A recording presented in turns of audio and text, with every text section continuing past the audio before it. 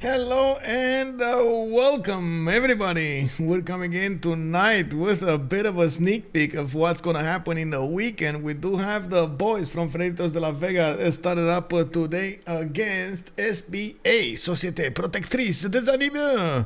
They will, and we will need to see if they're gonna be successful in protecting those animals from the map. And on the other side, Freritos de la Vega will try to take them out one by one. Not the animals, but the players. We do have, of course, in the map pool choices over here. They started up. It looks like in the top right part of the screen, you can actually see them banning and picking them. I don't want to say guten Abend, sollte que bebera, bienvenue, Lizard the Wizard, hello there sir and welcome, Shirley Rocks, hello, and good evening sir. We do have Ensas with the biggest emotes, the best emotes on the all Twitch. Good evening sir and welcome, thank you so much for your presence here. Rafifi, bienvenue and welcome. I do hope you're definitely gonna have a good time with the new updates that we have in Civilization 6. I did see also Borderline over here in the chat. Thank you so much for coming in and of course following the action on Twitch. I do hope you're gonna enjoy your time with us. Good evening Colorado, hello there sir and hello and welcome. Gathi Anthony, good GG, good game, well played. Well, we're going to need to see if that's going to be one of those. I do hope we're going to have an awesome game tonight without that many issues. Of course, this is update date, so we never know exactly what's coming behind us. Also, Rafifi giving us a rundown of what SPA does mean. Thank you so much. We do have the map chosen. By the way, it is going to be Pangea, so I do need to put it up over here on the left side of the screen. Let's actually go for it really quickly. Pangea. There we go. Guzakimbo, good evening sir. This is indeed a 4v4. We're gonna see them playing the CivFR Squadrons. This is a 4v4 tournament and it is a qualifier tournament for the CWC, for the next CWC season, the season after this one. We did have them we do have them in the Division 1 and we do need to see what's gonna happen. There are a lot of good teams in Division 1, so yeah, definitely it's gonna be quite a race.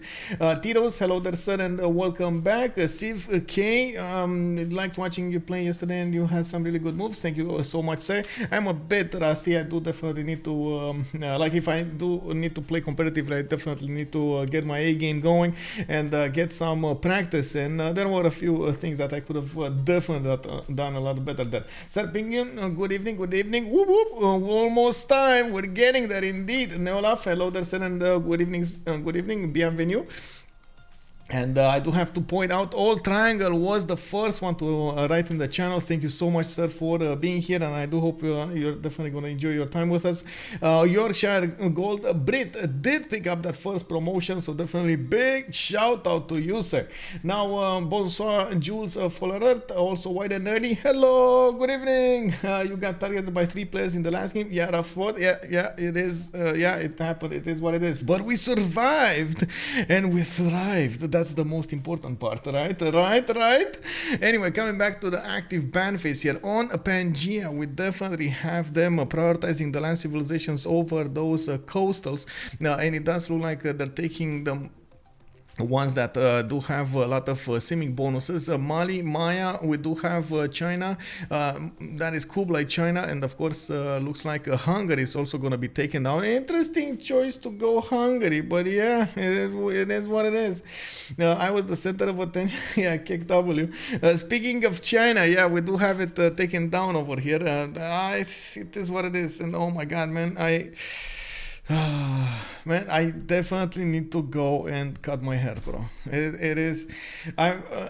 If I stay a few more weeks, I'm gonna have to do like those rockers over here. You can't actually see it because it's behind the hat and everything. But oh my god, man, I'm like too long. I need to cut it down. Chop it like it's hot. Yeah, let's go. We got Kree over here coming up with the 5th one. fifth civilization band, and we do need to see if there's going to be something like Russia or Canada, or I would say something like Zulu coming up in the sixth one. Zulu on the Pangea map usually tends to be quite strong, and I do believe the players are recognizing that power. They could definitely try to go for something like Rome or Persia, or even though we haven't seen Persia in such a long time, man, the players just don't like that Persian power. We do have to see what they're gonna pick here, and yeah, they did take out Rome. Jungle seems pretty interesting. You've to find a way to have big cities the quickest possible. Interesting. I didn't actually get to see the Civ bonuses though. I didn't have time to take a look at that. I was thinking of what's happening here. I did have a few things to take care of in the CWC, and I just didn't have time. I'm sorry. Who is the favorite? I haven't seen any of the teams before. Colorado, I would say at the moment I would favor the Freritos de la Vega, because they already have at least 6 months together, and that usually does favor the team. On the other side, SPA is coming up with, even if they did play together, they didn't play in the exact format like this one. So usually when this happens, it does take a little bit of time for the team to actually get its synergy going. We'll have some games that will need to be taken a look at. Well, I would definitely also say both teams are quite strong. SPA has very good players on their side. We do have them also already managing to get their A game going a few days ago. You've seen them play. You've already know what they can do, and I believe they're gonna be really good tonight as well against Freritos de la Vega. They're gonna give a run for their money. Be right back. Hello there, sir. How did it go yesterday? We did not win yesterday. No, we did not win. My teammates were dying, unfortunately. Well, one of my teammates was dying, and we couldn't help the other one. England was, how to say, out-scienced and out-cultured, not to mention out-navied. And on the other side, we did have Catherine de Medici de France that already got to its Guard Imperials. It was on the same continent as Maya, our ally, and those guards have started marching towards his city. It wasn't something that he could get out easily from. And so they did decide, especially with the +5 Congress. That's where that's what tipped the balance in favor of CC. We didn't have enough Diplo favor to actually get to win that World Congress, and it was a +5 Congress. +5 Congress, Guard Imperial, same continent. You know, that's going to be a tough one. But anyway, coming back to the game here, we do have Gaul picked up first by Pompey on Freritos de la Vega. We do have Russia with Spain coming up next for SPA. And then Japan will get picked by Titiits. Interesting choice, of course. It is quite normal to see Russia and Spain coming up on this map. I'm not so convinced about the goals, but I've seen it used successfully multiple times, and I wouldn't take it out of the options here.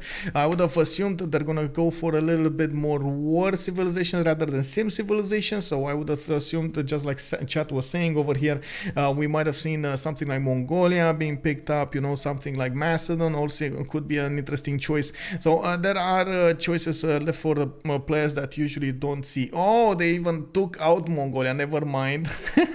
They took out Mongolia. Yeah. Genghis Khan. No Khan this evening.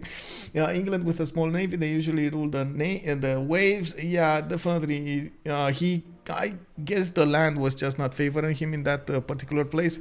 He was. He didn't have that many expansion places to go for, and he did have also Babylon to the southwest to fight against. I guess it wasn't ideal location, but it is what it is. Good evening, closing. Guten Abend.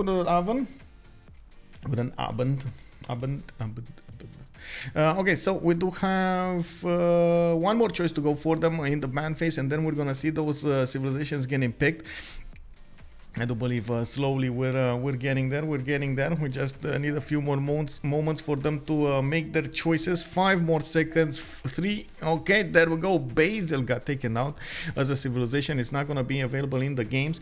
I do want to quickly go through the rosters on each side. We do have on SPA, by the way, Apeul, Lythoxa with Lythoxa actually with Matharz and the Poolp. On the other side, we do have Pompey, Titiits, JR, and Titiits. And JR is already considering his the future CWC champion. Oh man, he has big plans.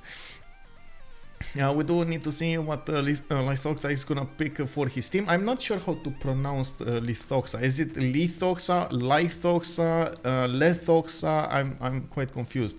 I don't know the first part, and but I do know the second part. Scythia and Persia still here too. Yeah. Well, we do see Montezuma actually got picked up, and they're gonna favor getting that extra damage from their amenities. Well, that's good, especially if you do manage to get a triple continent split on Montezuma. It's always nice to see. Let me actually say, oh, I like this. Oh, the war. Let's see Thomas. Oh my. Thomas unhinged on the Pangea map, being played by Big JR. Watch up next on HBO Max. Yes, Thomas over here. Yes, let's go, boys. Sucker horses on all over the map. Take out one unit at a time with multiple Saka horses. Let's go. Yeah, the double horse. Well, they don't really have double horses, but they definitely have strong horses. We do have Catherine de Medici, the Black Queen, and oh, Coupe. Oh, the gods have been summoning Coupe in the game. Apeul sees it open and clicks on it. Ready's up, and now we're gonna see Apeul get the beast out. This is, oh yes, the beast. Oh man. Let's see. Oh man. You know what, guys? Can we have a rule? Every time somebody actually picks Coupe, they need to do those rituals, the Coupe rituals. You know, come on, we gotta see those. Have you ever seen those, by the way, being done by the Maori nation? Oh my god. The Hakas. Yes, exactly, the Haka, right? Oh yes. Anyway, we do have them picking up all of the civilizations here. We do need to see what they're gonna go for. JR is gonna be actually with the Hojo Tokyo Lythoxa on Philip II. We had Matharz on Peter. We do have wait, this is not JR. This is who's this Monsieur, my future CWC champion. Oh, it's Titiits. It is Titiits. No, it's not. Is it Titiits? Is he? Because he was the host. Oh, wait. No, they switched. Okay, so JR is actually Titiits. I'm sorry. They are, for some reason, they're switching around, fooling us. I think, yeah. This is Titiits, JR Lamenes, and Monsieur is definitely JR. Okay, there we go. They're switching their names. Okay, so we got Ambiotics on JR, Poolp, Montezuma, Monsieur Pi is Thomas, Titiub on Catherine de Medici, and Apeul on Coupe. Okay, very nice. Let me actually set up my phone over here for chat notifications and other stuff. I do have to say, I really like having a little window right below the chat. It actually gives me a much faster readout, and of course the eyes are moving much faster than they would have been going on, like on the left side. Definitely we need to get like something like a tablet. I think I'm gonna need to get a tablet, like, to be bigger.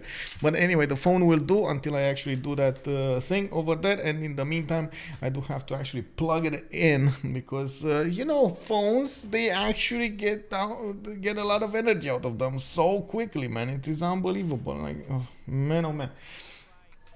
Titiits on Japan instant win. We're gonna have to see what that is. Give me a second. I think they're actually calling out a referee, so they make JR change his name over here. Or something, I don't know, we'll see. But anyway, in the meantime, of course, we do have them starting to ready up. It's also only Levresul T. Okay, he wants the only T. Okay, Catherine de Medici, the Black Queen. Okay, started up, and we do have to put up that prediction really quickly over here. Manage prediction, start prediction. How many remaps will we have during the game? Let's go for the submission period of 5 minutes. This is Pangea, and we're gonna see how this is gonna look like. The one and the only T-Tube. Yeah. You know, first I actually thought they're brothers, T-Tube and Titiits. It was just how to say, a fortunate correlation of names over there, but I honestly thought they're friends. Sorry. Oh my god. Brothers.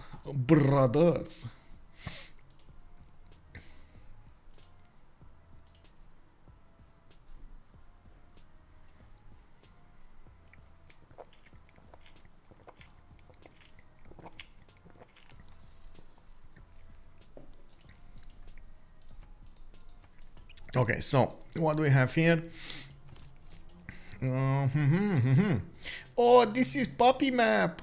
What guys, is this puppy map or what is this? It kind of looks like a puppy. What do you think this is? We do have on the west side Japan over here, baby sheep. It is the kitten map. Oh, okay. I mean, that works also. Yeah, puppy, kitten. Yeah, definitely. The sheep map. And we do have Kyoto settled from La Vega on the west side. Mr. Titiits is gonna get his builder going in 5 turns, and I do see him benefiting from quite a decent amount of coast over here. Actually, nobody's gonna be on his coast. He is gonna have Russia in the south. That's gonna be his opponent, and Matharz is gonna need to do something about him. Looking at the response over here, we do have to see how Kyoto is gonna deal with the Scythia on the east side. That's gonna be an ally, so they can trade with each other. Very nice. And in the south, he's gonna be quite a decent ways away from Russia. Not bad. It's fine. We do need to take a look at also on Mr. Pi. We do have Scythia with the settler with an option to go for a 2-2 base or go for the right style on the west side. I believe they're playing with BC, or they're not playing with PCI. Are they playing with PCI or not? It's kind of weird, actually. I don't know the rules, but I don't think they're playing with BCI, if I do remember. Do we have any referees from CivFR Squadrons in the chat? Raise your hands. Left, right. No referees over here. Okay. Well, I do want to take a look really quickly at BCY is deactivated. Okay, never mind. BCY is deactivated. No BCY. Oh, wow. My game just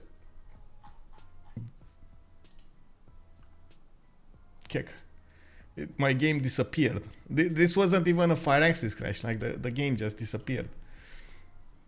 Kick.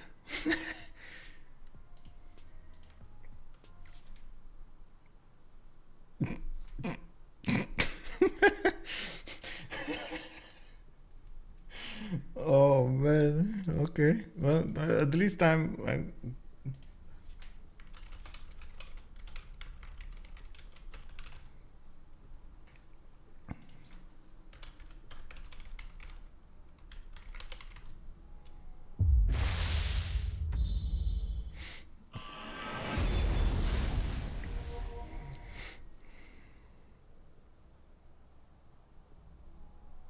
yeah. No sip for Michael today. Well, I hope it is gonna go. Come on.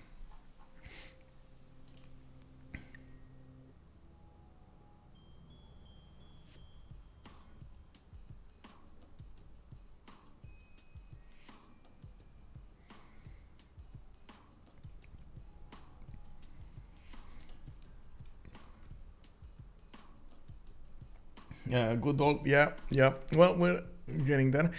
Scythia coming up on the left middle part of the map over there is going to be interesting if we actually get an opponent. Oh, I see I was the only one. Need to pitch away. Okay, give me a sec.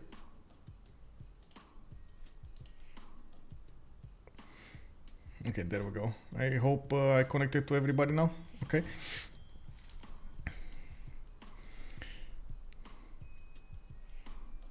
Loading, please wait. Yeah. Bring back the game. Let's go. It might be because I'm used to playing windowed mode, but I think everybody actually plays it windowed mode, so I don't know. Doesn't seem like it's me doing this. It is what it is. I did get to update my game, of course, before. It's fine.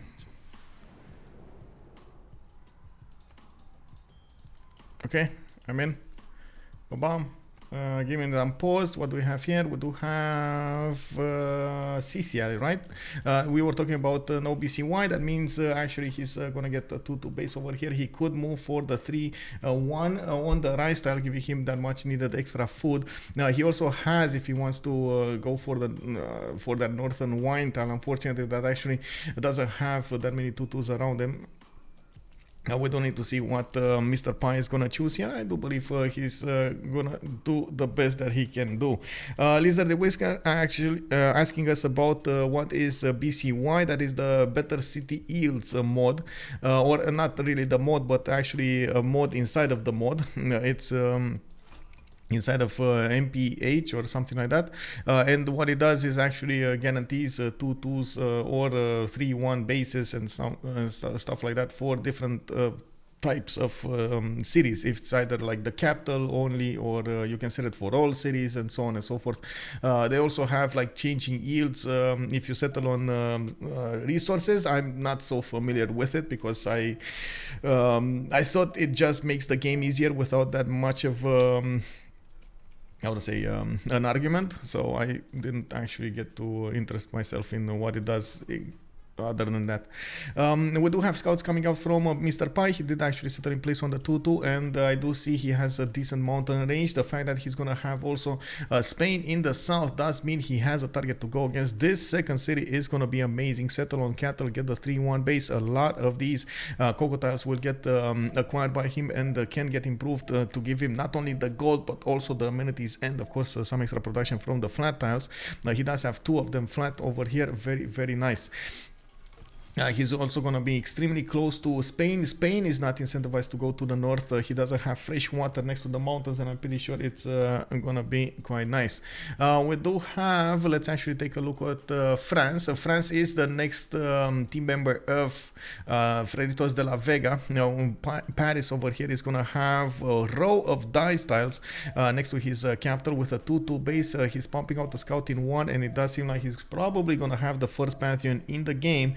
Definitely quite powerful over here to have it. We do need to see what other cities is actually gonna get out here. He has a healthy river network, north, south, west, east, and yeah, from what I can see, we do need to take a look how he is going to develop. The continent of France is actually going to be in the majority of the south. That doesn't actually put him in range of any of his opponents unless actually Poolp starts to expand to the west side here. We do have also him with Mount Kilimanjaro to the east side. Moving forward, I think we're gonna need to keep a move on here, get a move on, because we're going really quickly through these civilizations. Gaul over here, the last civilization from Freritos, does have 3-2 banana, does have deer tiles. I don't see that many of these stone tiles. It is a bit unfortunate. He has a few of them, but definitely not a lot of them. And we do have two strategics around his land. This is definitely not ideal Gaelic land.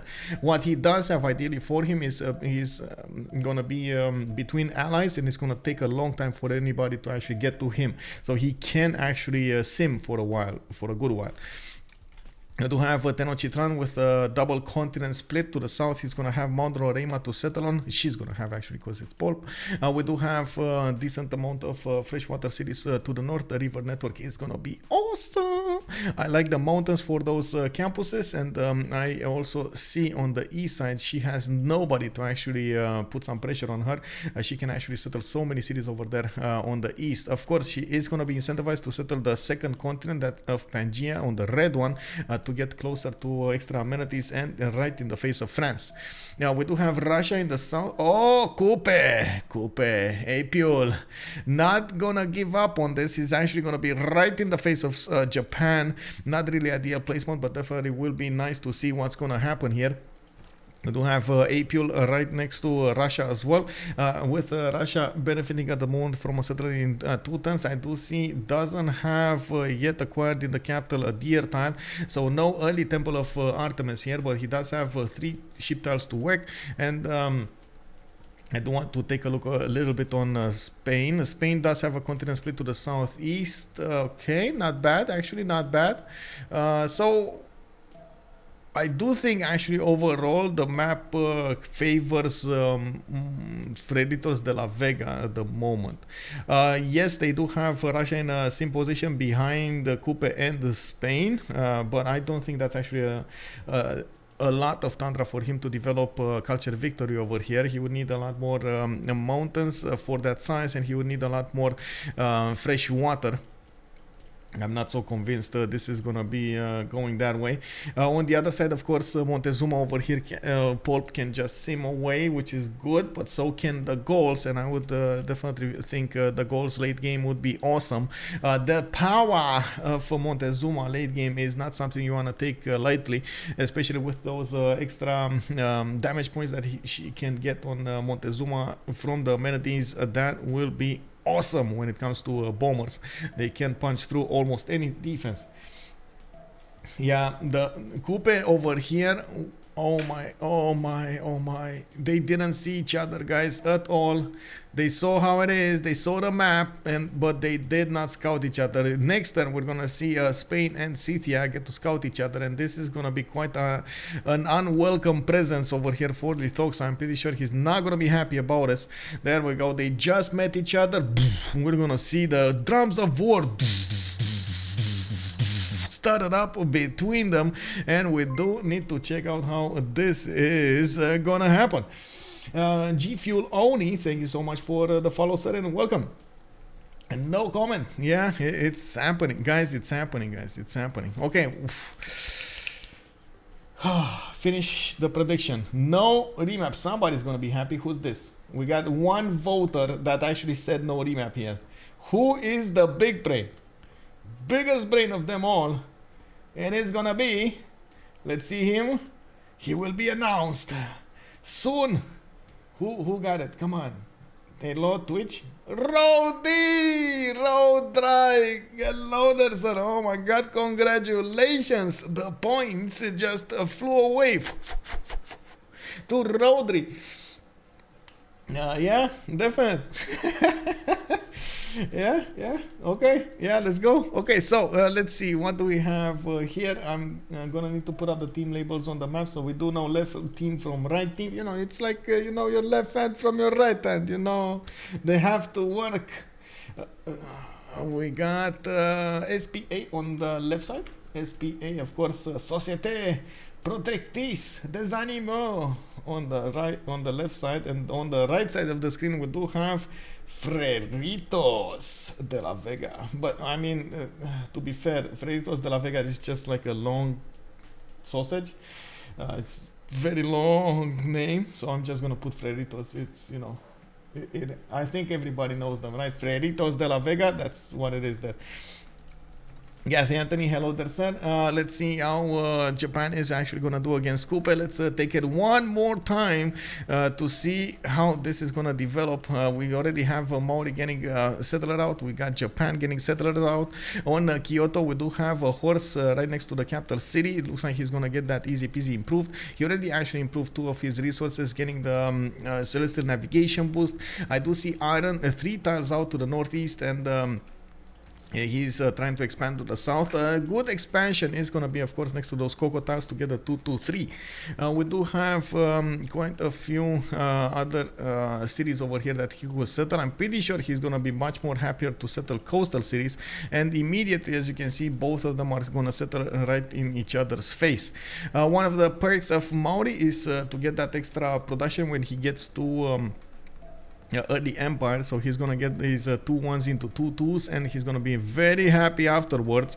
We're gonna need to check out how he is gonna try to develop cities, not really the tiles, the cities, and of course get the bonuses out of these.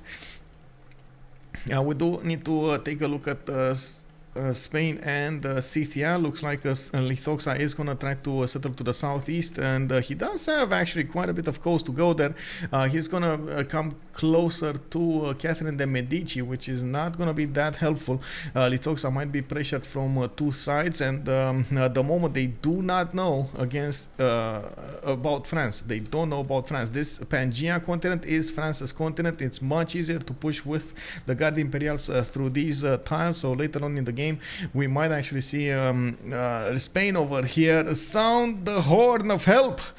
Oh man, you're gonna see those fires across, you know, the mountain ranges over there. Light them up so they can actually get reinforcements from their allies. Now we do have Scythia coming up here with two cities. I do see that 3-1 base to the south got settled. He's going to need to buy these cocoa tiles. He also has Apeul over here in the south that he's not going to get to settle, but I'm pretty sure he's going to try to get another settler between the mountains where his warrior is. There's actually nothing stopping him from getting... Oh my god, this is, guys, this is the Hot Gates second pass. You know, the passage through the mountains that let all of those Persian units through. This is exactly what's happening over here. You got like Spain. Oh, it's fine. I'm gonna keep Scythia all over here to the west side. He's gonna be fine. He's gonna be clutched. I'm gonna keep him there. I'm gonna put all of my units, all of my army, my strength is gonna be to the north. And then, you know, peekaboo from the east side, the Scythian Saka Horsa just, hey, how you doing, bro? Hey. Yeah, you gotta know, we love this place. Yeah. Oh man, he's not gonna be happy. He's not gonna be happy with this. The 5 cocos are going to be amazing on Lythoxa. Definitely is something strong to take a look at. We do have also more settlers coming up from Pokrovka. On the strategic resources, we definitely have horses in the capital of Madrid, but they are 3 tiles out to the northeast. I do see iron tile to the west of Madrid, and I do see he's trying to pump out another one of these settlers. It takes a little bit of time to get there. Oh no, they are pinning so much. Please stop pinning. Oh my god. Oh, like every time the pins, you know, like it like slows down everything. Anyway, in Pazek, in Scythia's land, we do have an iron tile to the northwest of Pokrovka. It does look like the horses will be 3 tiles out on the west side, and we definitely need to see how they will try to get the strategic resources improved. That will give us an idea of what kind of military units they will also want to get against their opponents. I do need to untangle these wires. Hey, Mr. Wire, where are you going? Okay, there we go. This is the Mr. Wire I was looking for. I still have power in the battery. Yeah, the power. Oh, no, this is not the correct wire. Okay. Where is the correct wire? This is the correct wire. Okay. Uber Eats? Oh, no. Oh, free commercial over here. Look at that. Uber Eats. It's not Uber. It's Uber Eats. How can you tell when they pin? Because my game freezes. that's how I tell if they pin. It's the only reason my game freezes is because of their pins. I don't know what it is. I understand it's something unfortunately related to Steam network and also Civ at the same time, and it freezes the game of everybody for a few seconds or for a few milliseconds, sometimes half a second, sometimes seconds. If you pin, like if you have like 3 people pinning at the same time, oh my god, it's like full blown like seconds, batches of seconds happen. Just your game freezes. Anyway, we do have over here in the south to talk a little bit about Russia and the Kupe. Maori does benefit from what I can see from the horses to the northeast. He doesn't have another settler right in the face of Japan, and I'm not so convinced this was the ideal placement for that Japanese city. Yes, he's gonna get. Oh, I guess it's not that bad. Okay, I can see through the future, guys. The future is happening now. We do have Japan with an ability to actually get the harbors inside in this lake, right? So he can get the harbor here, he can get another harbor there. Next to Kyoto, he can put the government plaza next to it, and he can get the boats out from Kyoto to the west side. So he is gonna try to defend Kyoto as much as possible while he's pumping out the galley for extra strength. I do see he's gonna need to make a choice over here from Shizuoka as well. But immediately Apeul walks in with the galley and tries to be the big bully of the day here, trying to keep as much as possible Japan contained. Okay, yeah. Now we do not have iron next to the cities of Maori. It is unfortunate, but it it happens. I can't really say it's a bad thing because those stores, guess what? They don't need iron.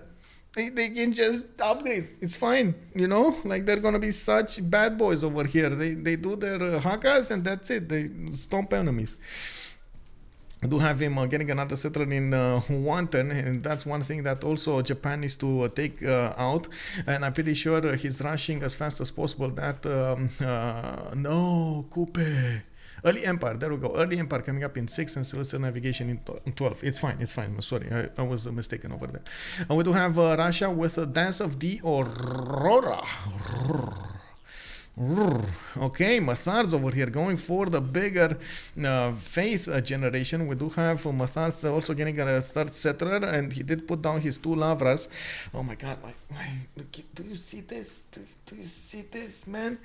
Do you see this head over here? Man, it's too big. Like, I can't even put it so my hat actually covers it. I need to go to the, how do you call it? How do you call it in English? Both harbors in the lake, yeah, easy peasy, right? We do have shrines coming out from St. Petersburg, Novgorod. Looks like Matharz is gonna go through the west side. Definitely would be nice for him to actually put a city so they can trade with Maori on the coast. This will give them a lot of a lot of economy. The biggest pain over here would be for the Maori to actually get enough cities, and this begs the question: is Matharz actually going to take these 2 cities on the west side in the tundra, or is he at least going to leave Maori get 2 of them? So you can see one here and another one here, but that's going to be tundra-like, and of course Matharz could get this one. It looks like it's a no. It looks like no. He's not going to leave the second one. So Kupe over here will need to develop cities to the northeast and maybe take over some Japanese cities in the meantime. The hair salon, yes, or the barbershop, yes, I need to get there. Oh man, I've been busy with everything else, totally forgot about this. It is what it is. Man, oh man, I feel like Johnny Bravo right now. Does anybody remember Johnny Bravo? Exactly like that, like sometimes I wake up and my head is like whoa. No, what is that? What is that, bro? What did you grow there, bro? Kupe lost his boat. Let's see. Yeah, the Kupe lost his boat. It looks like that Japanese boat with the extra +5 was much heavier. On Russia, we do have horses already improved. It looks like he is going to have quite a few batches of iron in the south. I see 3 of these can be improved over here in the south. Bonsoir, riots, bienvenue, monsieur. How is China leaders in CWC? KW, bro. Also, Xaipong, hello there, sir, and good evening. We will have the prediction right after I finish talking. We got, Spain sneaking in. Hello. Scout is right next to that builder, and this actually begs the question: is France's builder gonna move, or is Lythoxa gonna just casually take? Okay, so he's gonna move here. Okay, you see how he's setting those waypoints, and I think Lythoxa is just gonna try to click. as fast as possible to get that builder away from his opponent here. Now we do have monuments coming out from Nantes. I do see a settler coming out from Paris. It does look like we got also more monuments coming out from Toulouse. For Titiits as a pantheon, he just got that free builder there, and he's gonna start improving his land. Well, I do have to say, you actually need irrigation to do that. I'm not so convinced. France actually has irrigation. He's going for writing, not irrigation. I do have him also going for the fourth settler. Not bad as an idea, but not really ideal when it comes to defending your cities. Yeah, the irrigation boost, yeah, is not gonna get irrigation boost there. A bit sad. We do have on France over here, horses already improved. He does have the benefit of an iron tile second tiles away from his capital. That is gonna be nice, and I do believe we're gonna see quite a few more cities being settled on these rivers. With Mount Kilimanjaro to the east side, he's gonna have a wonderful time, but he does need to get a city there. That's actually 2 cities away from Paris, and it doesn't look like he preferred to go there.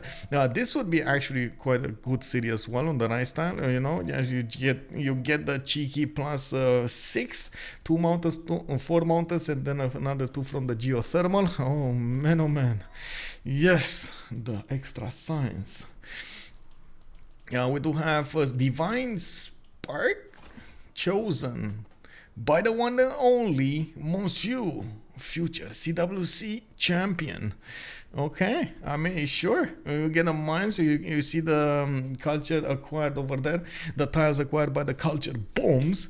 We do have 3 cities already, with the 4th one on the way. Looks like he can definitely settle another one in the north for a 2-2 base and other tiles there.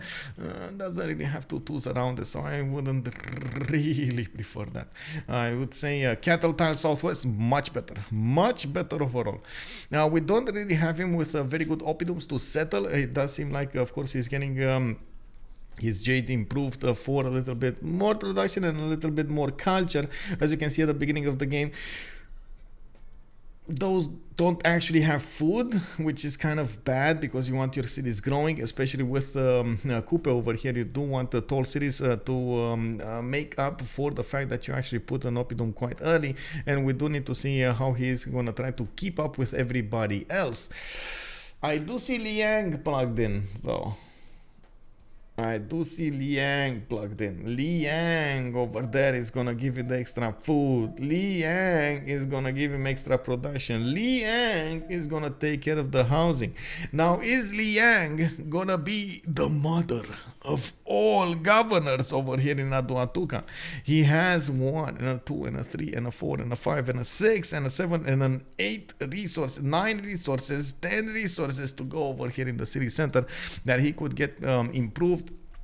And of course, with that extra food, with the extra housing, the production, that will make up for a very strong capital.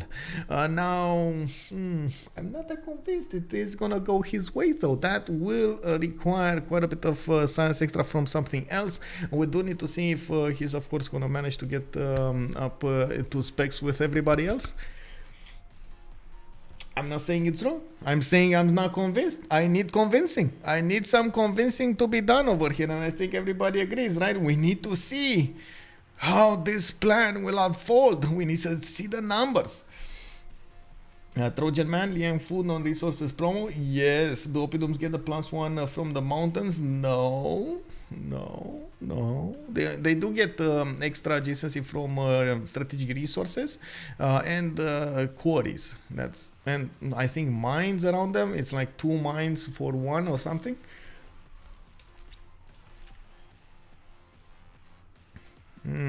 Strategic quarry, government plaza, not even mines actually. That doesn't seem like it's even mines. Kek W, bro. Kek W. Now they got a +1 with Machu the Pichu. Citrus food on cap is lovely. Yeah, that is if it works, but it doesn't work. It looks like he's working that banana, and that's about it. Anyway, next up, let's take a look at Aztec. Aztec did try to get ahead with a campus over here. That got pillaged pretty quickly, and as you can see, France is just sitting over there with the scout, making one of those Barbies, the barbecues that have started up from the French nation in the lands of Aztec. Like, we came to party, and you know, just get a hold of all of this wonderful food over here in the Aztec land. Don't mind us, it's fine. We're, you know, peaceful people. We're just walking through. Oh, what? That got caught on fire. I'm so sorry, bro. Like, one of my teammates just wanted to start the fire, and I don't know what happened, man. I don't know what happened. It just a spark flew. It's fine. They do get a plus 0.5 per mile. Okay, so I was thinking about that. I didn't see it written anyway. Kind of surprised they didn't take the Giga Campus on the aluminium. Ooh, the Giga +4. Yeah. I mean, Poolp probably didn't want to spend the gold, you know, like 35 gold at the beginning of the game. That sounds like a lot of gold, you know. That's an investment in time.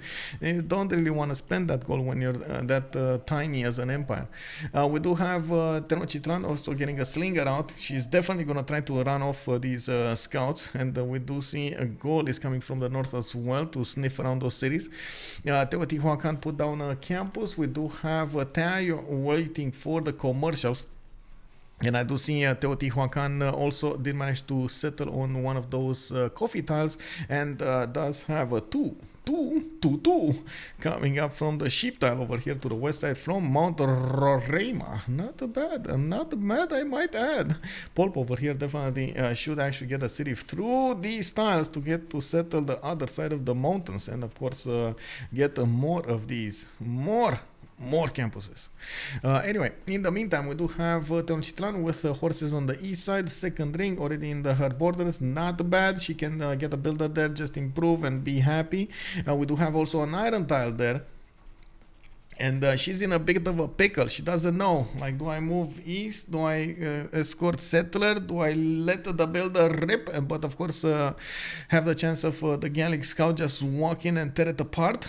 There are so many questions over here. And first decision, Poolp is actually gonna put to sleep the builder. Nani. And then we do have Tenochtitlan upgrading the slinger into an archer, putting some more gold into her units to deal more damage against these French units, and the Gallic. It looks like they're not really phasing off these units. They're like, archer, no problem, bro. We got evasion. Do you know what that is? We got the cloak of evasion.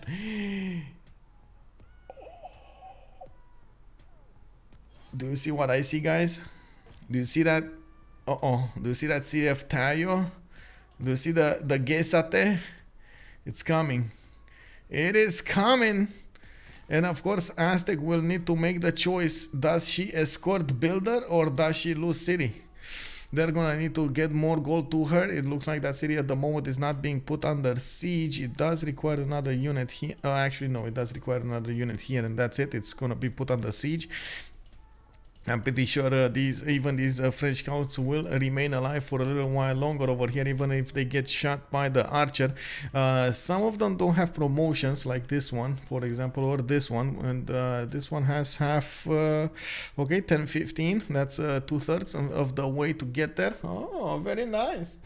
Missed that they are in the same team. No loyalty pressure from your teammates in teamers. That is true. We didn't start the fire. It was also burning. It was always burning. Yeah, I know, right? It was already there. It happened, you know. Like, I don't know what you're talking about. It happened. Like, you know, like, don't look at me.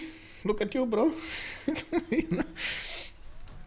Anyway, coming up here, we do have to take a look at what's going to happen in the next one. And in the meantime, while we're waiting for this, I do want to put up the prediction on the map over here on who will win.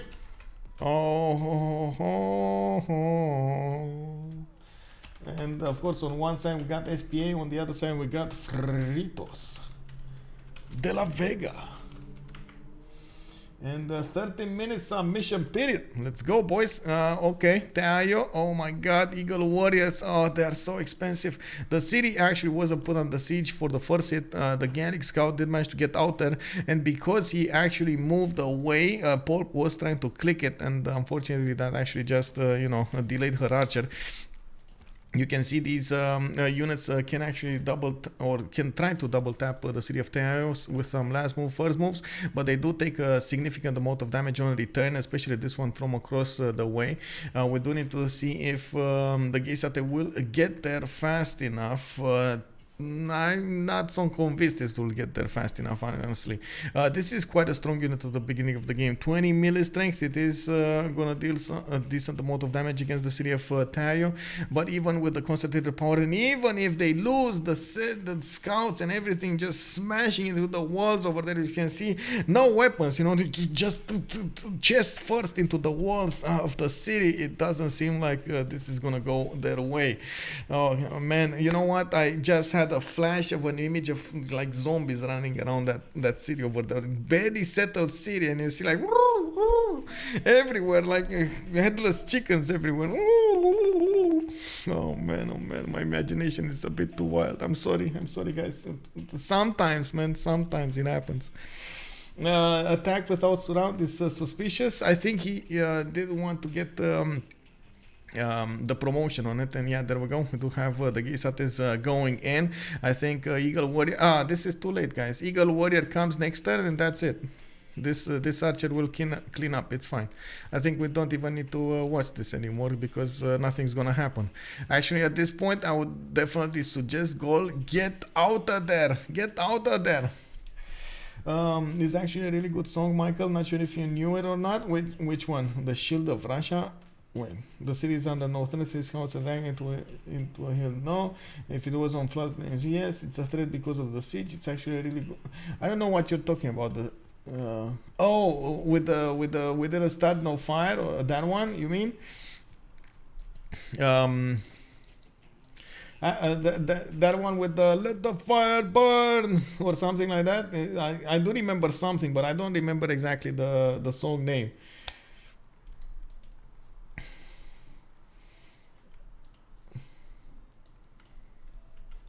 Let me see. Start the fire. Oh, from Billy Joel. From Billy Joel. Yeah. I guess so. Yep.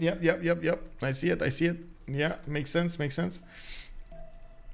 Okay, so looking at what's going on here, of course, we got some naval action going on. Shizuoka getting the harbors in the lake, predictable government plots over there for the extra adjacency.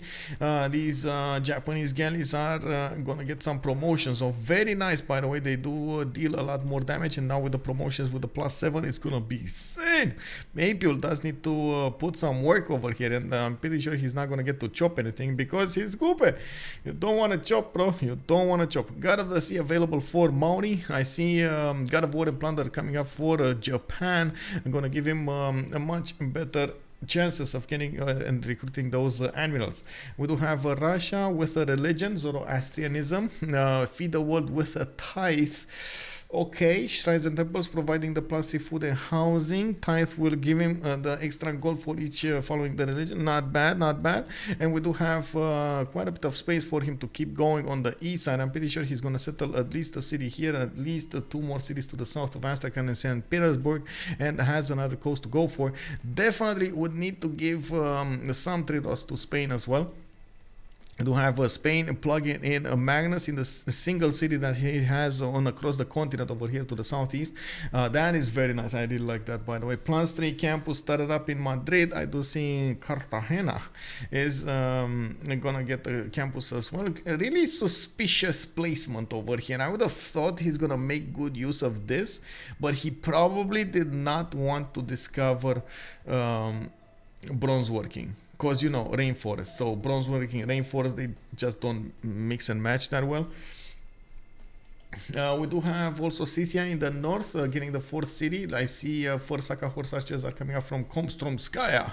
I do not see him actually getting his kurgans going, but I do see very good placements for them. For example, on this iron tile, another one over here, another one over here, very good kurgans that could be settled, another one over here. Oh my god, very good kurgans that can be improved by Scythia. He would get quite a bit of faith, production gold coming out of them, very good actually to buy out units with.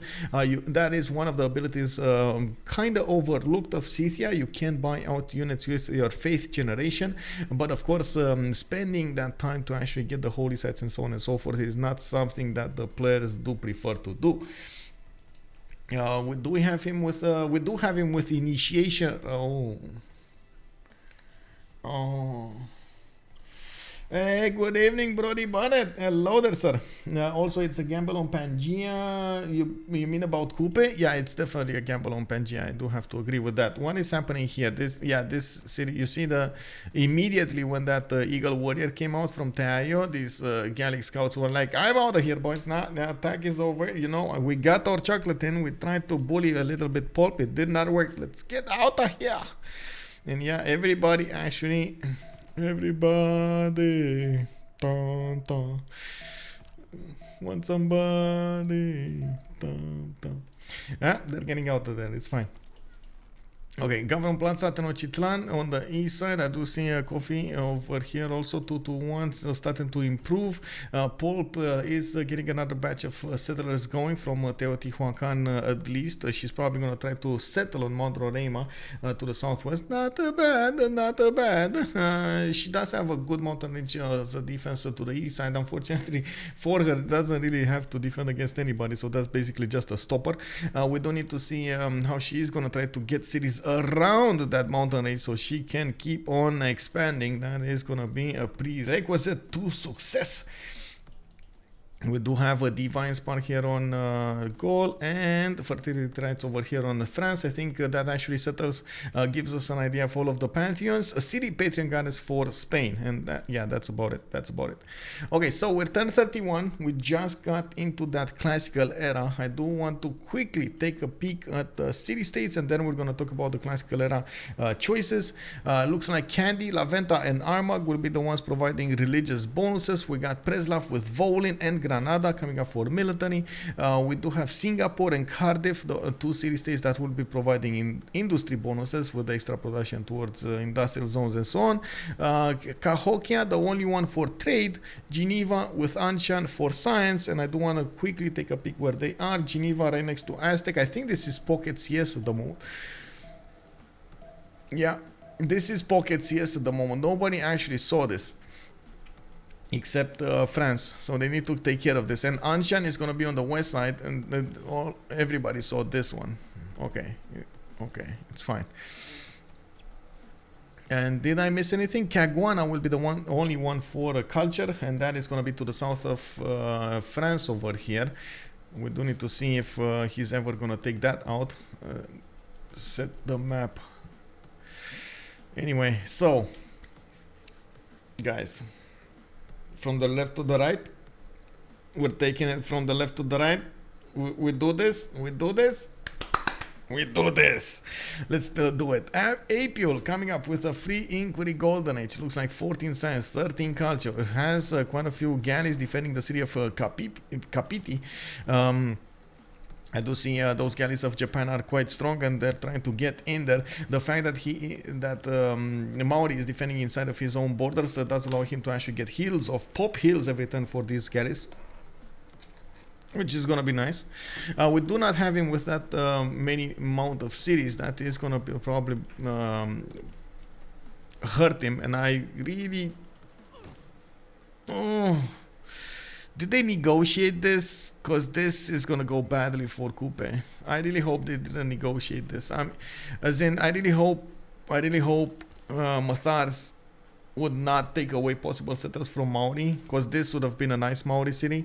A lot of rainforest over here to get those bonuses going, while Russia could definitely have more cities in the tundra, and it's much better to go for the tundra.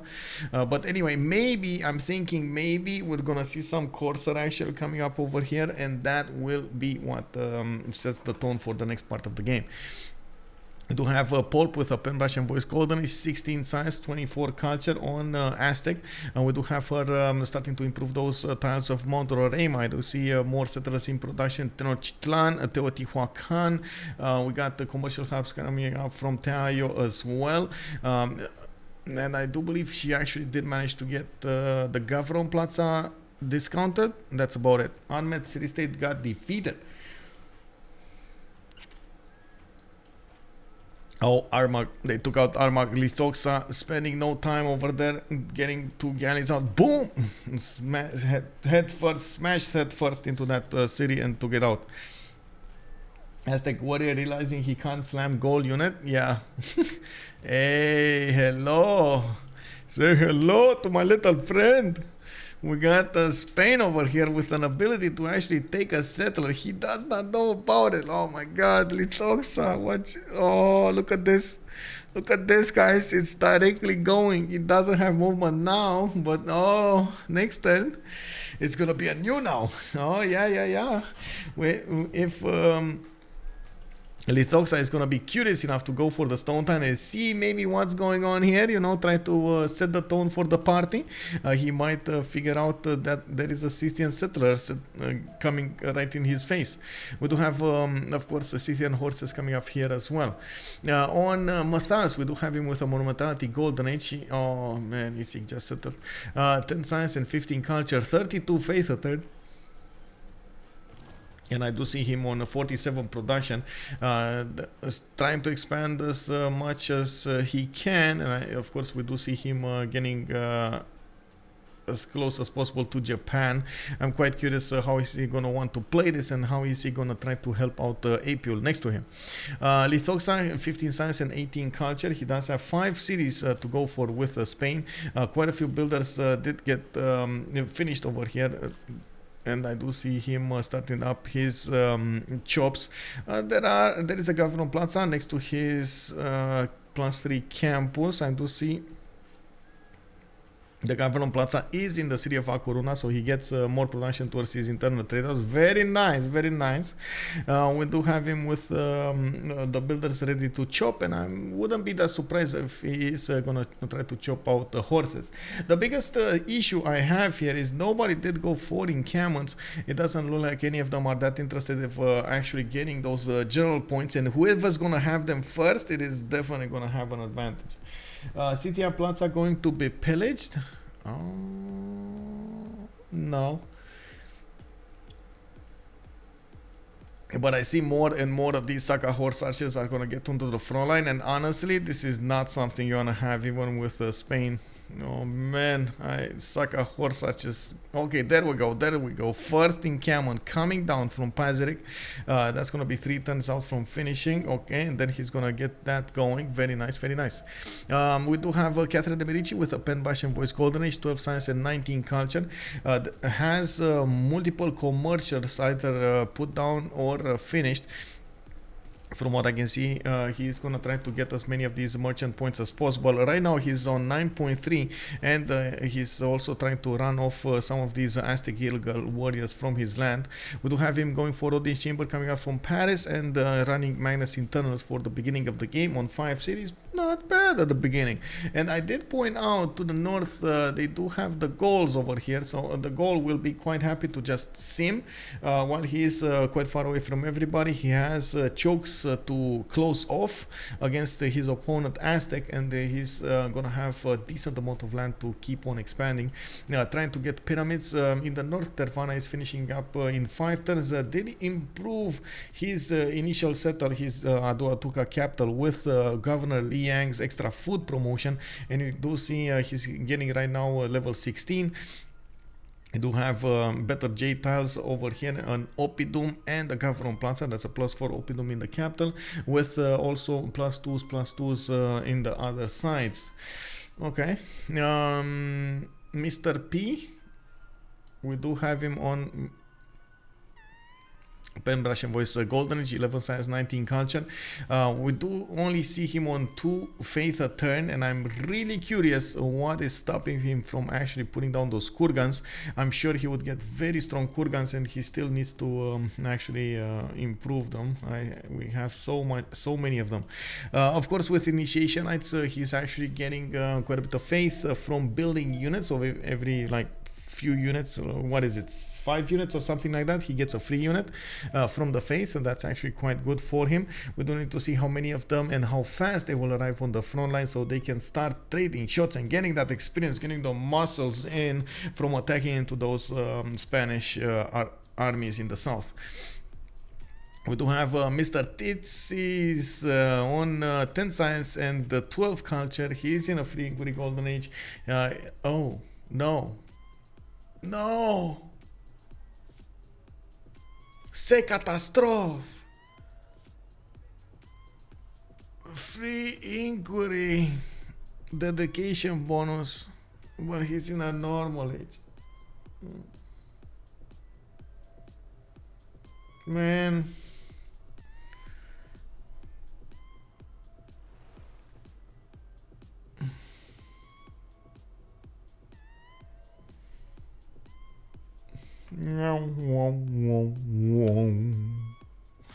Oh man, this is just wow. Un momento, por favor. Oh man.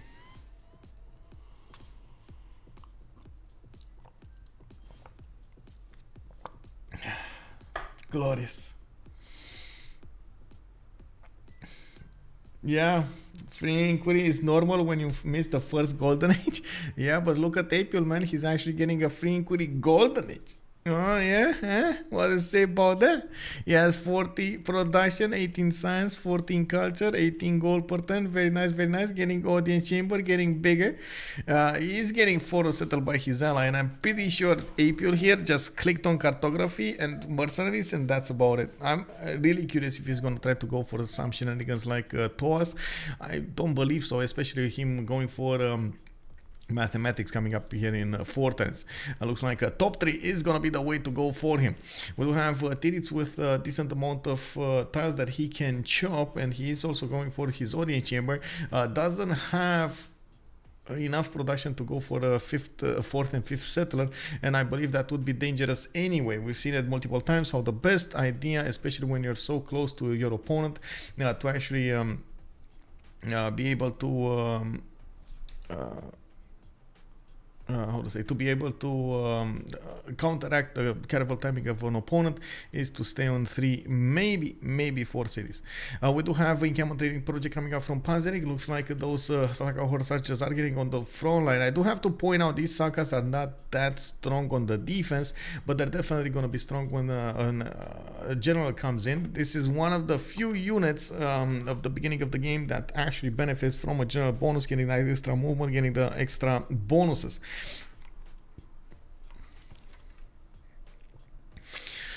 There's also another thing that Scythia does benefit from, the extra +5 when attacking into wounded units, and that is something that I'm pretty sure Scythia is going to try to benefit from as much as possible, so he could ideally get a +10 against his opponent. If he is not actually going to get a religion, you can imagine that will make him just so happy to attack his opponent over there with a +10. Very important for Spain is of course this encampment, so he can get his own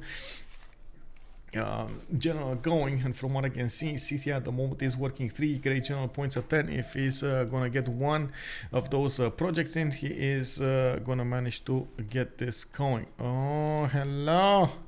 I think Scythia Saka horse archers will have an encounter with these archers over here. Oh, hello. What? There we go. That archer died. It was a good archer. It was a very powerful one.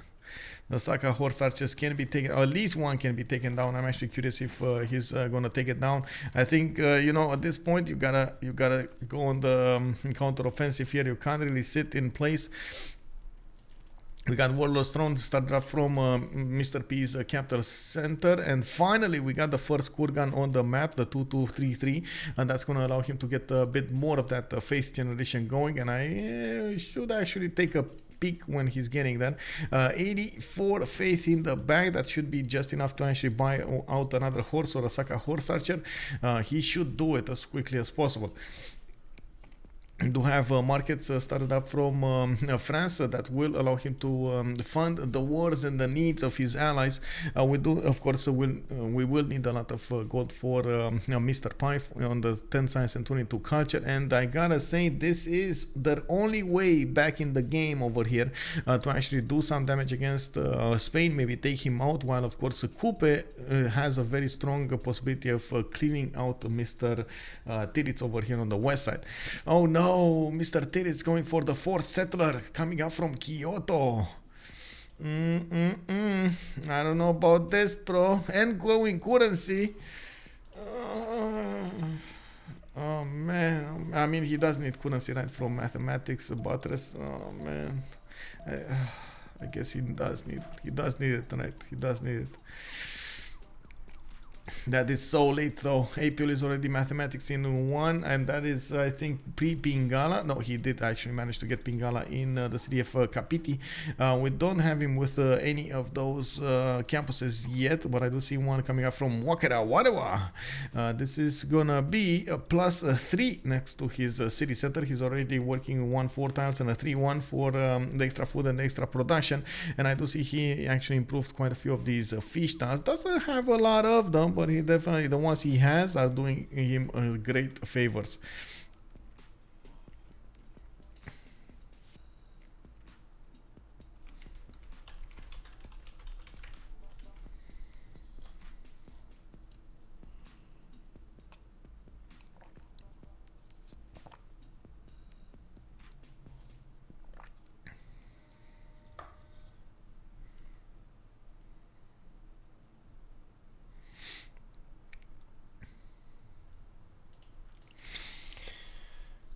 Salty Capybara making me remember the last time Titiits had normally with Japan. Apeul is in danger. Oh, right.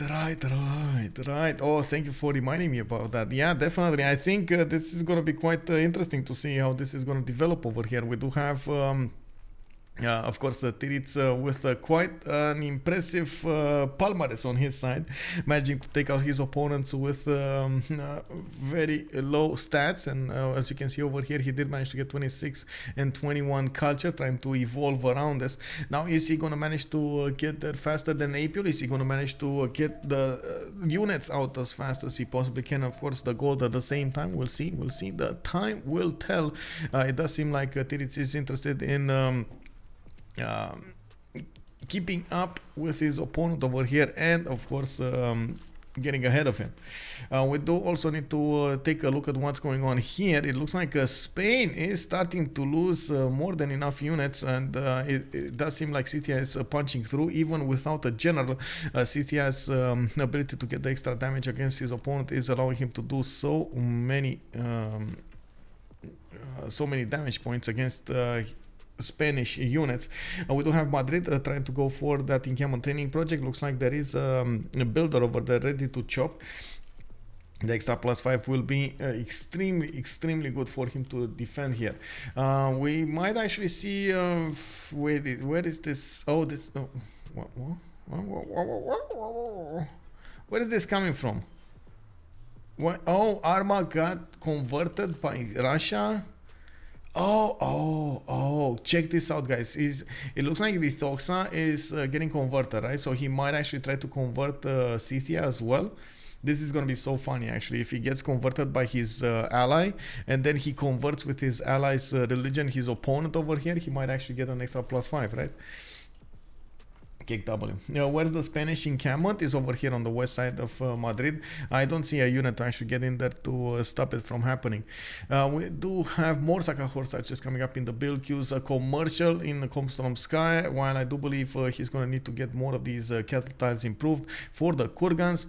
We do need him to actually start buying out those, using that faith to get those points in also. Oh, there we go, another general points. Is he getting the general in 2 turns? Scythia over here will get the general in 2 turns. France is also making general points.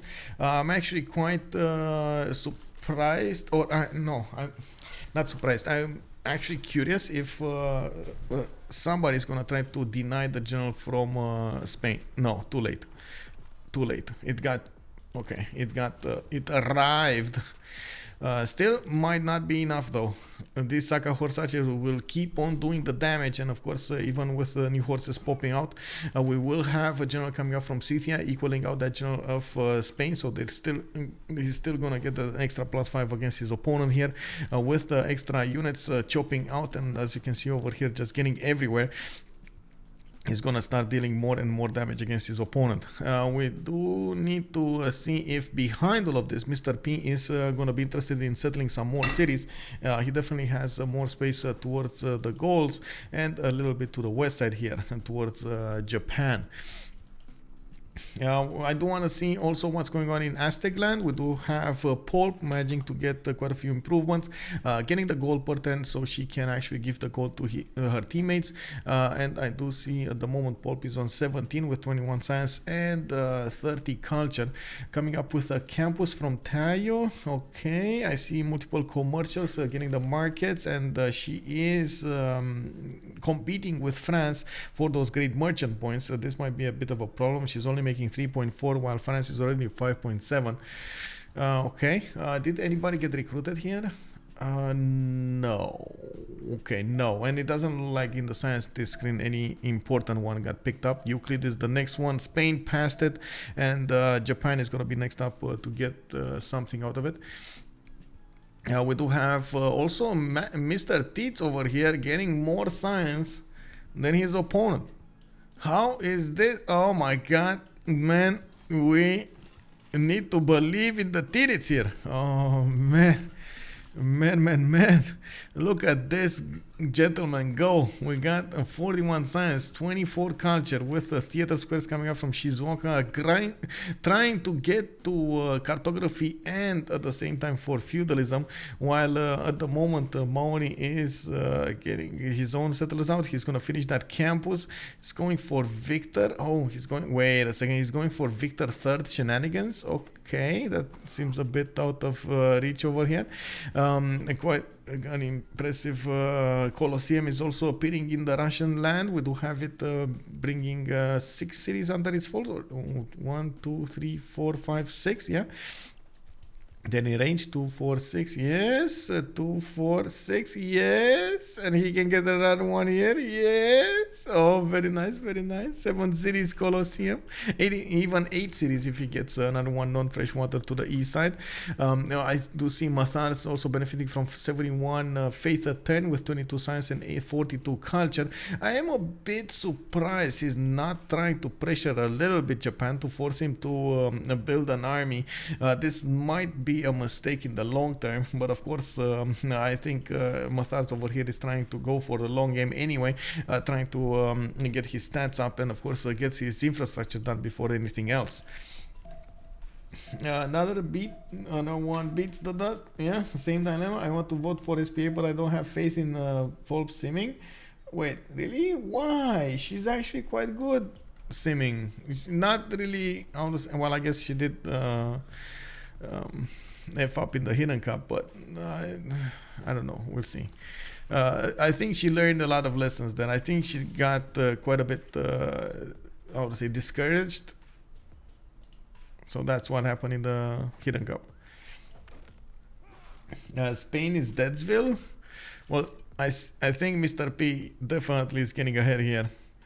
Look at the Saka horse archers. I'm gonna wait. Look, bam, bam. Bow, wow, wow, wow, wow, wow, wow. And I gotta point out about that the awesome ability of Scythia to actually get some heal back.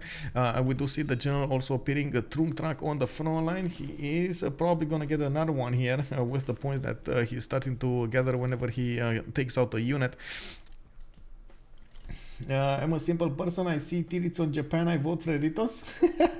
Aztec is really lucky if there is Machu Picchu for grabs. Oh man, Machu Picchu. Yeah. The wonder for my heart over here to see so many of these mountain tiles give the adjacency bonuses towards the theater squares and industrial zones. Oh yes. Now I gotta admit we don't see that many people favoring them in most of the time. In most of the games, they do try to go for something else.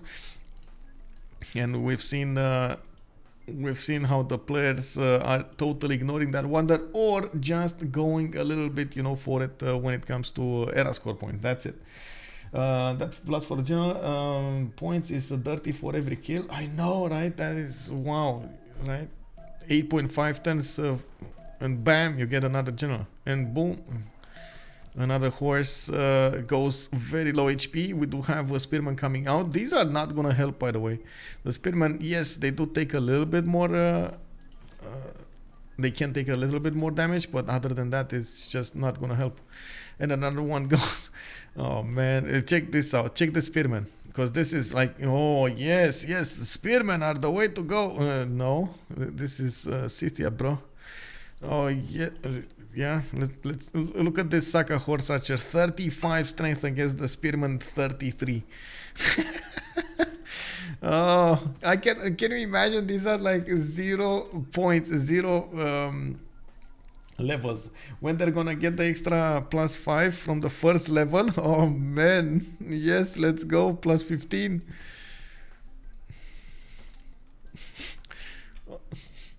Oh man.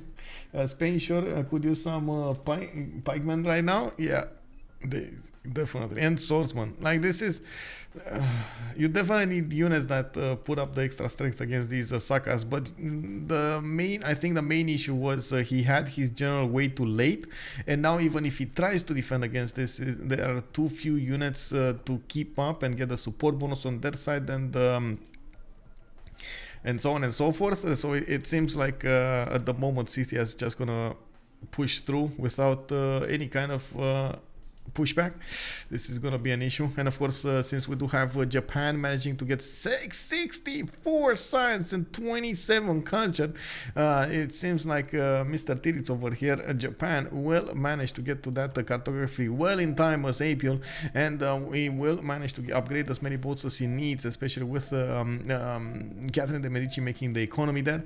We do have a bit of a problem here on the Gallic land. He's not making that much of an economy, but now we do have him on 21 science and 42 culture, expanding as far and wide as possible. Tervana did get finished with the pyramids, and that will allow him to get a free builder, and in each of these builders he will get an extra build charge. You can see the plus builder charges with feudalism. We do have over here, okay, probably the first city takeover in just a few minutes. I do believe he's gonna need to deal with all of these other armies, and he's trying to block the newly trained units coming up from Cartagena. The biggest issue would be the city of Cartagena was right behind the mountains, and that actually allows an easy stronghold, an easy hold on it from the siege. We do have, of course, Mr. P over here getting more of these. He's not stopping buying Saka horse archers and getting them to the front line. He did finish a few more of these kurgans. You see a 2-3-3-3 over here, and I'm pretty sure he can actually put another one to the south on this hill over here. He just needs to get a builder to chop it and then improve it. His Gavron Plaza did finish Warlord's Throne earlier, so he's getting more production towards military units and less maintenance on a 59 production and 8 faith a turn. You can see he actually banked up with 214 faith. I'm extremely surprised we do not see him buy out more units. He could also, of course, try to go for stirrups and buy out directly those knights if he wants to. I'm quite curious if that's going to be his plan here. He did go for a pen brush and voice golden age, so that definitely means he's not going to have the opportunity to buy out more civilian units with that faith he's banking up. SPA has no place to operate except Aztec. Yeah, Aztec over here gonna need to get big. It's all up to her to try to get as big as possible. 20 cities strong, and try to get to bombers. Like, this is the only chance. Bombers are gonna be the only chance for Aztec. If she doesn't manage to get to bombers, you know, in the next 30 turns, it's very likely her allies are gonna die. Maori and Japan will start their fights soon. We do have both of them actually on cartography 3 turns, and as you can see over here, we do have Japan going for quite a bit of a navy, and we do see the same amount of numbers coming up from Maori, just getting more and more boats from both of them. We do need to see what happened here in the admiral screen. You do have them actually blocking the admirals at the beginning. Well, Maori go straight, go right was a mistake. Yeah, that's why it was a gamble. That's why Maori is a gamble on this one. But at the same time, man, if you would have gone left, oh man, this would have been awesome. Awesome.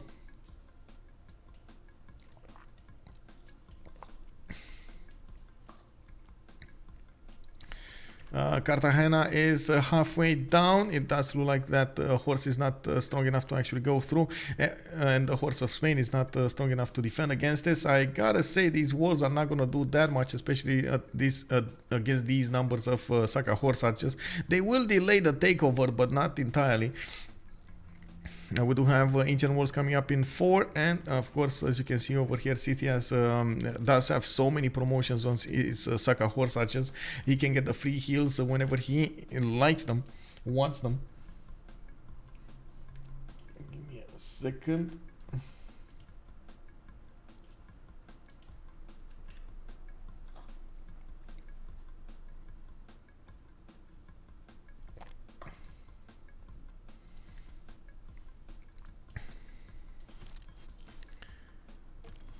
Okay, let's see, Spain coming up here. Okay, we got horses pillaging the government plaza of Spain, getting some more culture points.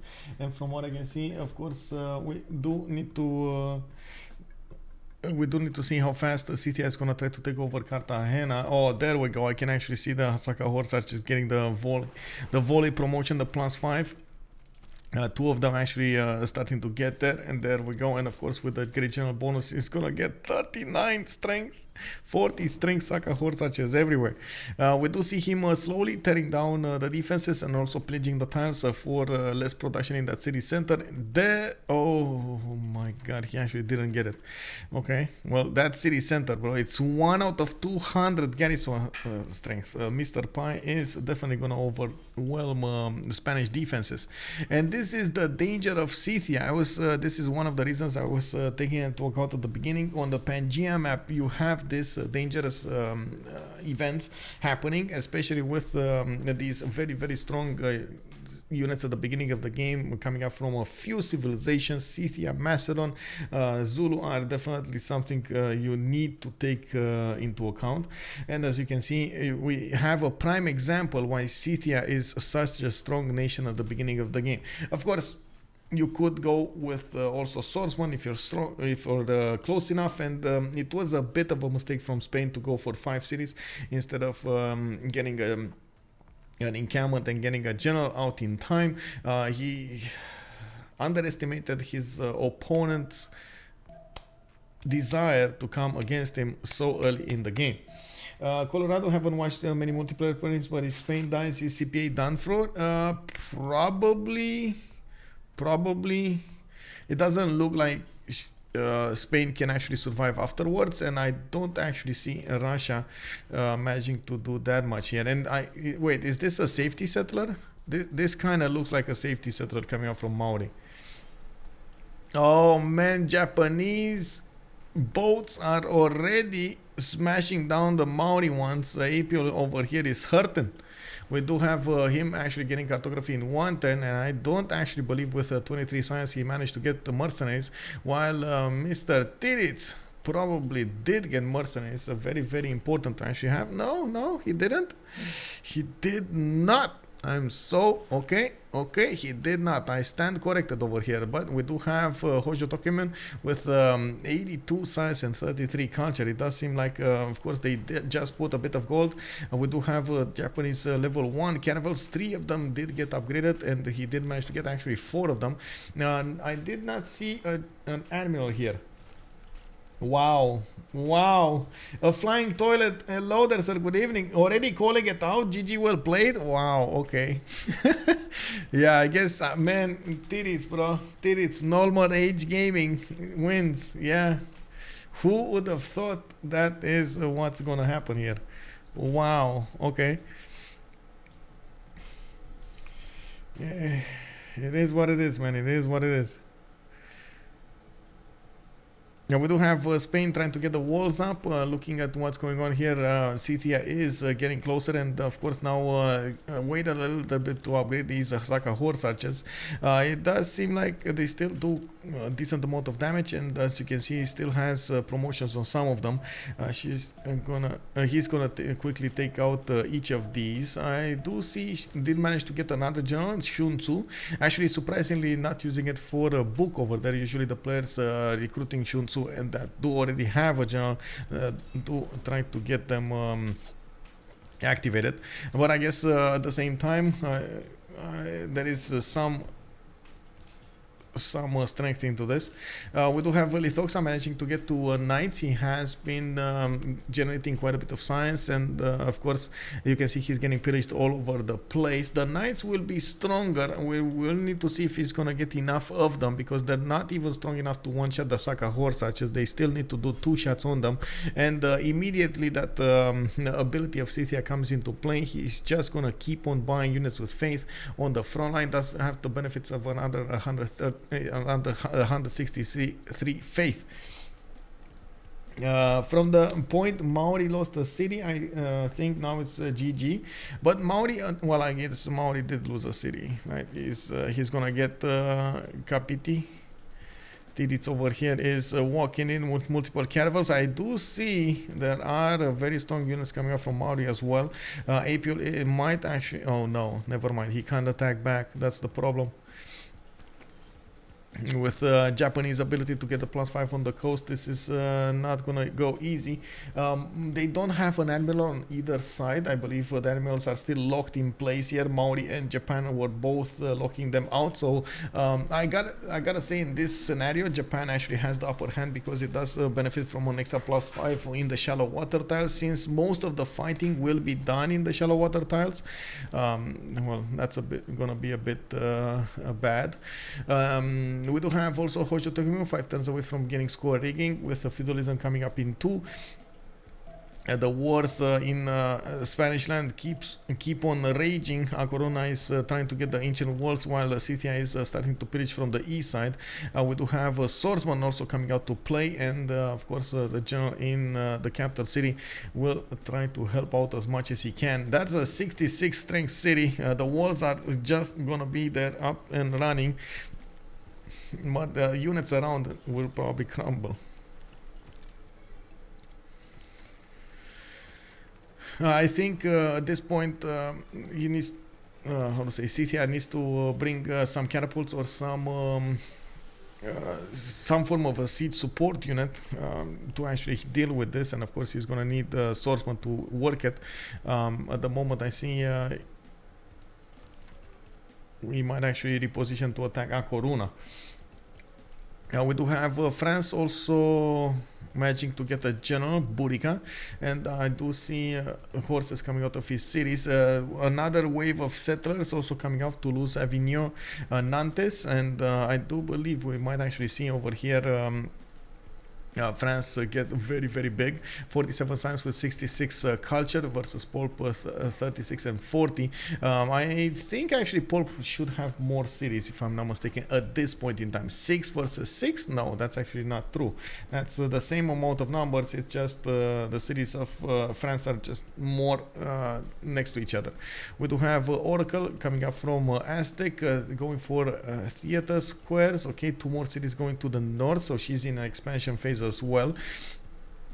and still has a bit of a problem to actually get the cities on the other side of the mountain. No tunnel in position yet, and as you can see, that's gonna be an issue. Going through the north, coming around, that's gonna take a while.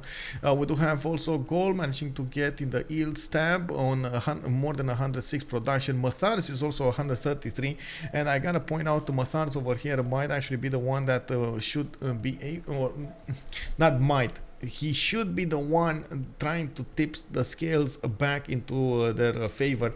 We do need to see if he's actually going to get some units out, and I am actually quite surprised we didn't see a few horses trying to poke a little bit Japan. The more production Japan had to spend into other stuff than his libraries and campuses and theater squares and districts, the better it would have been for Maori over here. The fact that we didn't have any kind of pressure coming up on Japan did allow him to keep on building up his advantages. Japan is a pretty flexible civilization, so it looks like he did manage to overcome that weakness. The wow, night going down, poof, taken away from Lythoxa. New horses come around there in the city of Madrid. We do have separate fighting going on in A Coruña, and it looks like Spain is gonna try to put that city as close as possible to the water. Oh man.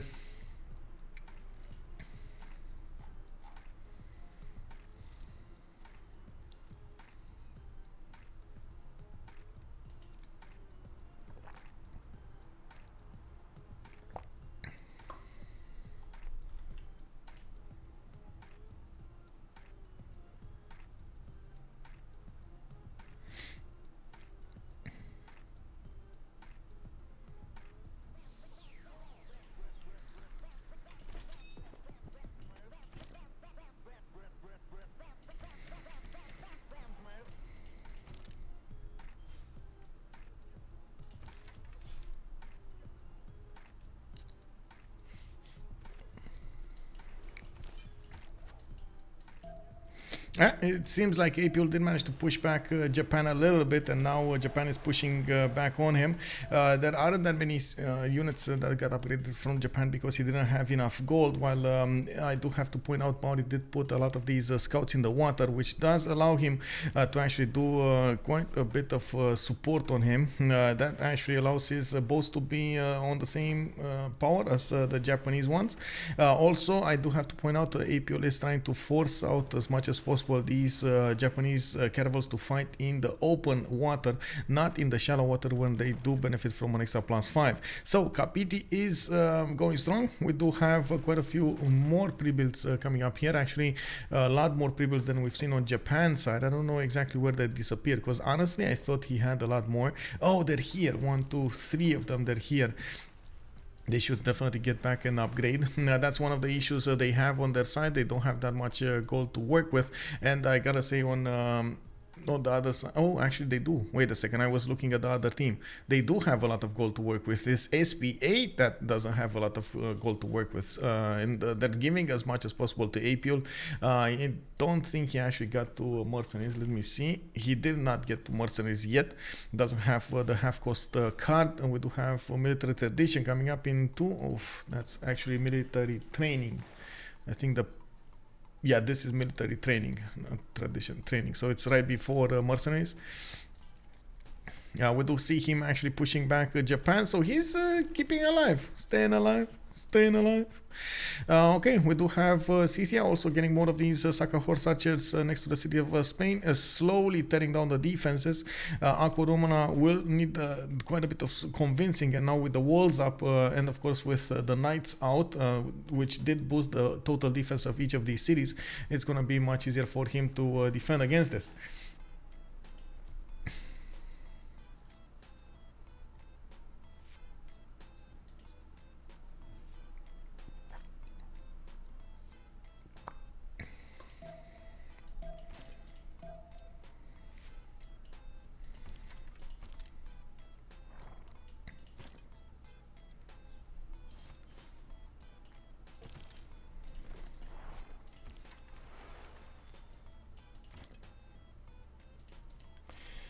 Coupe Walls, yes indeed. And it looks like you guys put a GG, but it's not GG yet, man. It's not finished yet. They're still gonna go for it. Also, Colorado, I just don't know how Mr. P could bring down the Spanish cities without siege support. That is indeed something interesting. To be honest, Maori is turning the tide of the game by seemingly winning at sea. Not jumping to any comment, but we have a game. Yes, we do. Yes, we do. It does seem like it's coming back.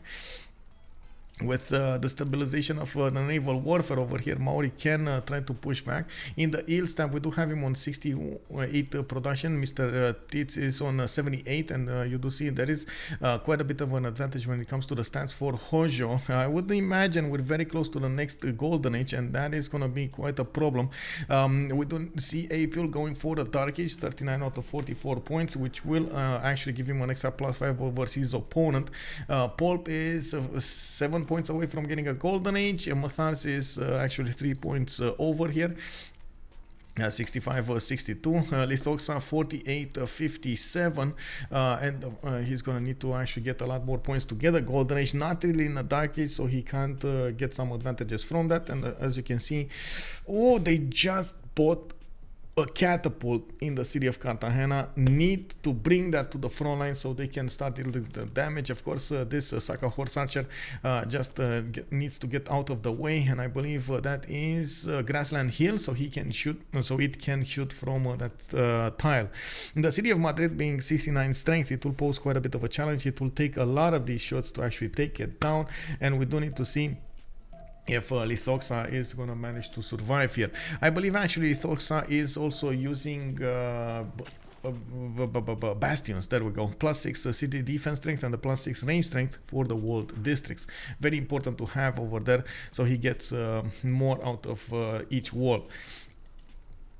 Okay. That is quite a sacrifice at the same time, by the way. Working that, it is quite a sacrifice. Anyway, we do have Saka horse archers starting to swap around. They will start to deal more damage against the city of Madrid. You can see actually he's favoring attacking into the city center rather into the night, so he deals as much damage as possible to the walls. Every time that the catapult is there, is gonna keep on pounding, and the fact that Lythoxa doesn't not have a knight in did take away 10 defense strength from that city, making it much more easier for each of these units to actually attack the city. We do need to take a look over here. France is 4 points over, so we're gonna get a golden age here. A lot of culture and science will come out of the cities of France, and I do see Reina is also establishing in Rouen. That's gonna be a connection city for those trade routes here to the west side, and started to put cities on the east as well. We do have I would say we do have Mr. P. Golden Age now, Golden Age next. It's gonna be fine. He's gonna keep his pen bash and voice. 27 science and 38 culture. He did manage to get a little bit more culture than Lythoxa, same science level. Behind all of this, he can actually expand a little bit, get some more commercials down, and starting to put down his campuses. He can keep on buying units on the front line and try to push on his opponent. He basically managed to derail over here as much as he could Spain. Monsieur Ambiorix, 55 science, 97 culture, 157 production, definitely keeps up ahead with most of the players in the game when it comes to the production ahead of them. We do have him actually putting down his he did try probably to snipe that Colosseum, unfortunately got taken away from him. We do have him only on 16 gold a turn, and we do see a lot of food coming out from his cities as well on 136. On Japan, we still have him trying to defend against this wall of Maori units, and from what I can see at the moment, neither of them actually did manage to get frigates, but that's not that far away from happening. They're starting to open up the admirals, and this is exactly, there we go, we got Leif Erikson recruited for Maori. We do have Rajendra Kola started up from Japan, Zheng He and Gaius Dulius for an extra for an extra fleet. And that's very nice, very nice.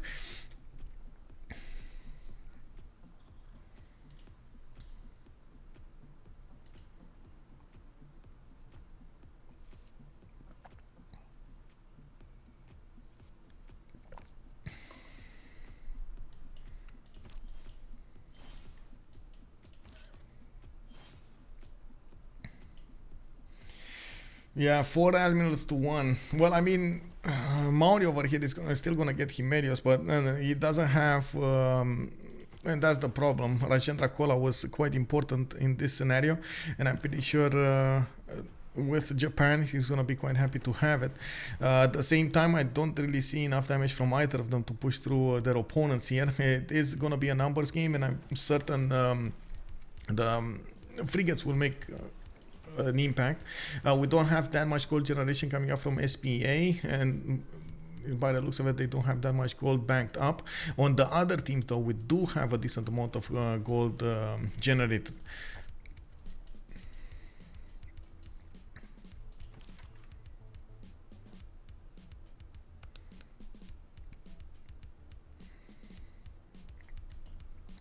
Okay, by the looks of it, Spain is starting to lose his power city, the city of Madrid, and some of his knights.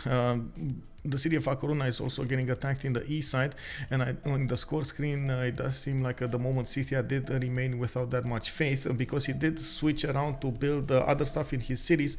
He didn't put new units on the front line. Still, these are level 2 Saka horse archers, which can still hurt quite a bit, and from what I can see, he's gonna need to reposition a few of them to get the new promotions in and be stronger about this. Scythia does need to be careful how he's gonna play this out, and yeah, that's another one of those suckers taken out. 2 of those suckers taken out because he couldn't get a promotion in. And to have the city of Madrid, I would say, actually that's another knight taken down. Yeah, I don't know about that. That's another knight taken down. And the catapult, the problem is the catapult that keeps on attacking against the city of Madrid's walls. Each turn, these walls are going down, and of course that's just going to open up the way for the under units to deal the damage. The biggest issue would be the reinforcement rate is stopped dead in his tracks with Mr. P not building any more units from his lands. That actually stops his faith generation at the same time as his production.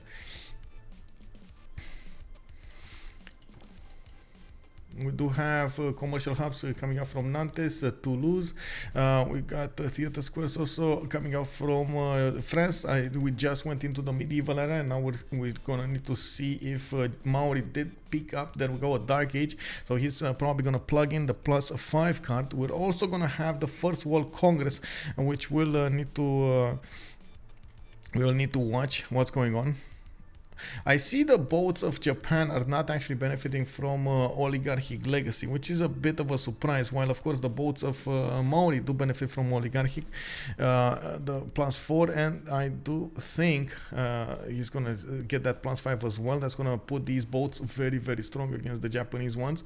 We do have Japan getting frigate fleets on and about, and that's gonna be a strong unit to deal with. The biggest issue would be the gold generation here on SPA, which is just not there, I might say, not there. Max the Joe, is the Maori a second city? Andy, you mean? I'm not sure what you mean actually. Wait, am I first slot or second slot? First slot. Bonsoir. Okay, so I go me.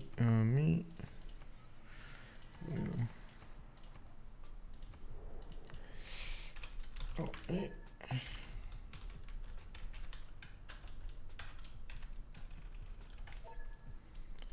Okay. That frigate fleet is a game changer.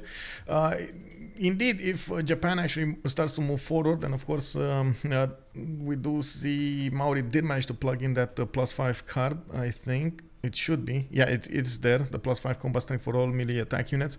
That actually skews the damage points very much in the favor of Maori.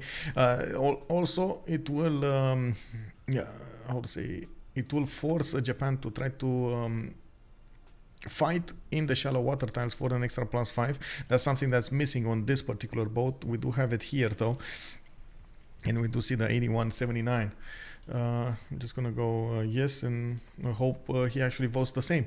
We do have frigates 1, 2, 3, 4, 5 upgraded over here with a frigate fleet coming on the way. It does seem like they're gonna need to go there, and we'll see how this will go for.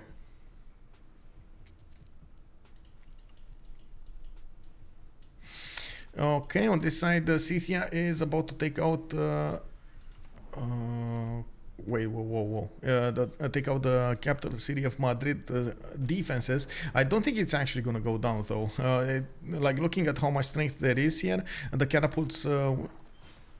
Just got promoted into a trebuchet. Okay, I mean, that's going to be stronger, but still not enough. And the swordsman is actually 70 strength right now. Wow. Okay, 70 strength I very much like. And from what I can see, on the western side, we do need to see Japan move forward. There are 3 shallow water tiles right in the face of Maori, which does beg the question why Maori did not move forward one tile, forcing a few less tiles on Japan. But I guess he doesn't want to move all of these, all of these escorts. You can see he's trying to put as many escorts as possible, making it as much support bonus as possible on these units.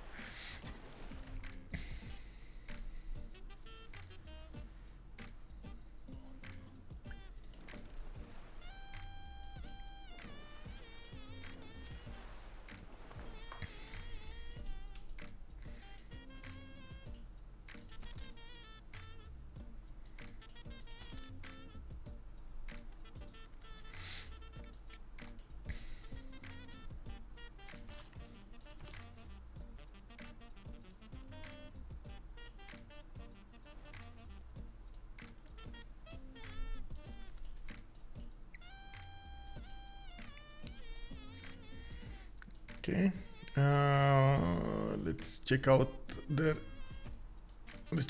options. Okay, there we go. We start the war again.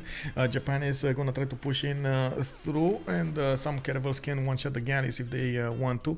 Of course, I'm pretty sure he's gonna also want to wait for all of the frigates to get into position, so he deals the massive damage. Oh my god, 78 strength frigate against the caravels of Maori. That's gonna be a catastrophe over here. Now we do have Apeul, Dark Age, Poolp is Pembrush and Voice Golden Age with 68 and 80. We got Matharz on 83 and 148. Actually the biggest one when it comes to the culture, but not that big in the science. Mr. Hojo Tokim is actually with 100 science. He went for a free inquiry Golden Age. Matharz this time around he's gonna go for Pen, Brush and Voice. And we do see Japan managing to breach through the lines of defense of Maori slowly but surely. The gold is an issue, even if Maori does have all of those pre-builds. He does need the support of his allies over here to put as much gold as possible on the table. And since Spain got attacked quite a few times, it doesn't actually have enough economy to spend here. He's actually a negative economy with -7, so that only left Poolp to make the economy, while Poolp did start off with multiple campuses instead of commercials. They tried to switch back to commercials but couldn't get an amazing amount of gold. Actually, Matharz is making more gold at the moment with Tithe and quite a few cities than we got Aztec. We do have also on the other side Catherine de Medici, Pembrush and Voice, 71 science, 78 culture. Mr. Pi is 34 science, 48 culture, managing to get new horses on the table and did take out the walls in Madrid. That unfortunately also sets a bit of a problem over here for him. There are quite a few knights, 3 of them to count, coming out of the cities of Spain to deal the damage against his remaining units. Even if he does have quite a few Saka horse archers on the map, he's gonna need to get to his own God, okay, he's going castles, he's going coursers. He's going to need to get to his own stronger unit to defend against this, and coursers and of course knights would be the way to go there.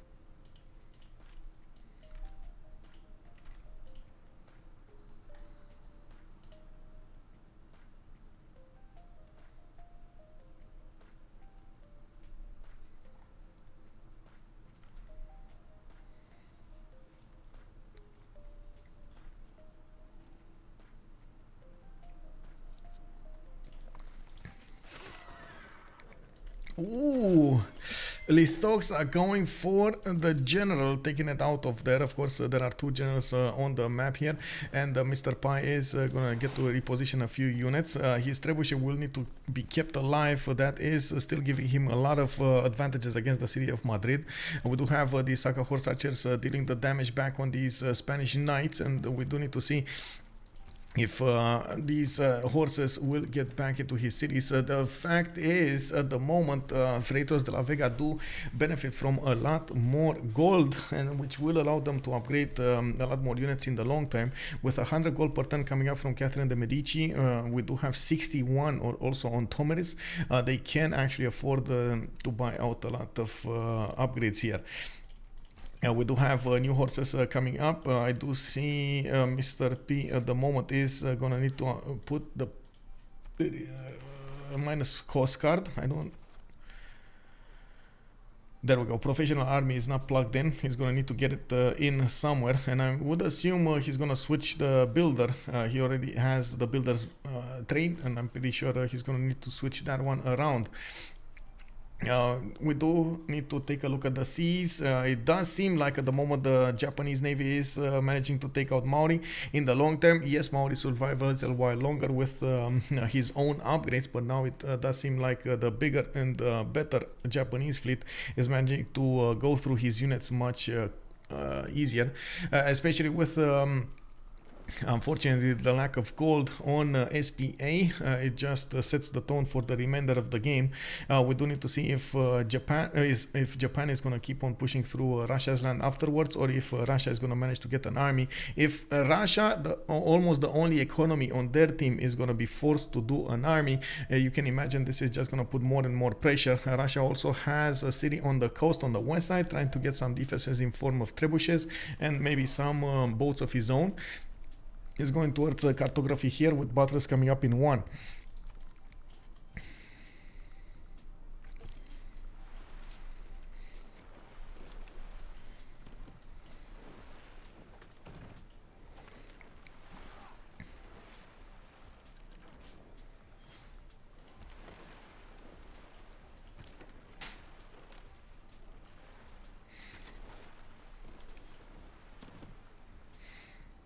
Okay, and another one bites the dust. Of course, the Japanese in front over there, the caravel, it does look like he can be hit by multiple boats of Maori, but yeah, they're just getting torn apart. This is one of the last remaining turns that Maori will actually have a standing fleet.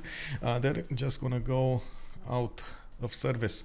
We do have also Scythian courses coming out to fight. Of course, these units will be much stronger if they will benefit from the extra damage coming up from those wounded units bonuses, not to mention the great general. He's going to start pounding on the cities of Spain with so much vengeance over here. He has been taking a beating, losing quite a few of these Saka horse archers in return whenever the counterattack of the Spanish knights came. And as you can see over here, we do have crossbows in production from A Coruna. In the long term, though, it is still up to Aztec and Russia to try to make something out of this game. We do have Poolp on 85 science, 89 culture, but if you compare it to Gaul is just going crazy right now with 96 and 146, also 229 production, 180 food. The fact that he did go, and now I'm convinced actually Liang was the start of his lifetime over here, giving him that extra food for the Jades. He did grow quite fast. He did get the production. He did get everything working. Didn't actually, from what I can see, go quite crazy with commercials, but he did put theater squares on and about, and from what I can see, he's now working on his campuses. Managed to get Etemenangi in the western city, getting him quite a bit of extra science from these floodable terrain tiles. And I do see he managed to establish 2, 4, 6, 8, and 10 cities to count at the moment. Very, very good from the goals. Even if he started to put cities right in the face of Aztec, it doesn't look like Aztec can actually put up an army. At the moment, the economy is just not there. And even if we do have some of the commercials started up here, it will take some time to actually generate an economy. Of course, we're talking about internal trade routes here on Governor Magnus, so there's not that much gold to make there.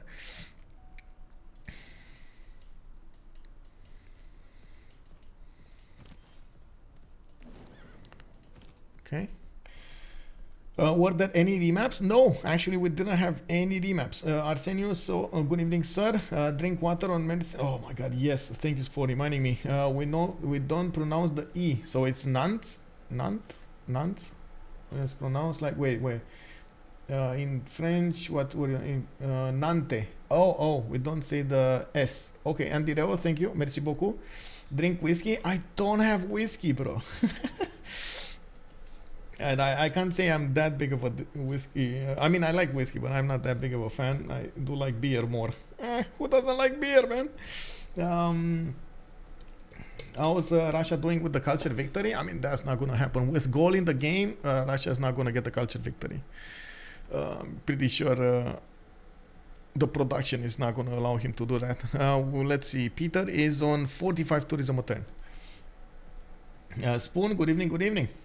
Oh my God, everybody's asking me to drink whiskey now. See what you did? See what you did, man? Unbelievable. Yeah. Man, oh man. It is what it is, man. It is what it is.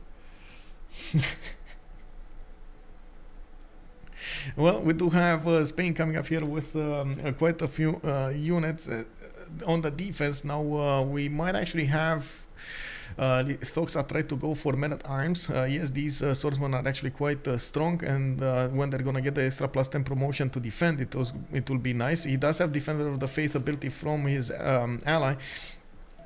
And from what I can see, actually he's getting pushed back quite a bit by these units. So the coursers do get heals back whenever they do take out a unit, and we do see the Saka horse archers are slowly peppering them down. While Madrid got back his walls. That is a problem. Madrid getting back its walls is gonna definitely slow this takeover down, but it's not gonna stop it. This is the biggest issue with Mr. P on 35 science and 51 culture. Spain did lose its monumentality golden age, and its pen brush and voice. It's golden age, so that means he's not gonna get that many stats. In the long term, basically Scythia will just win. It doesn't matter when, but it's just gonna win. And we do have Japanese Navy managing to take the walls down in one city. Actually, they took out a city. Now he's going for the capital city of Maori and slowly going for that second city in the south over there. We're going to need to see how this is going to develop here in the south, but it looks like it's happening. What? Yeah, medicine, hello there. Sneaky repair indeed. Wow, and we got an anonymous gifter. Holy, we got Papa Chile, Ixtapa, Robbie, BS Tears 01, and the green Manalishi. Thank you so much, sir. Thank you so much. Scythia stopped hitting the wall, so he repaired. Yeah, that's a problem actually. Whenever you do stop hitting the walls for like 3 or 4 turns, you do hit the repair, and that's it. Yeah, as you can see, it did allow him to get it going.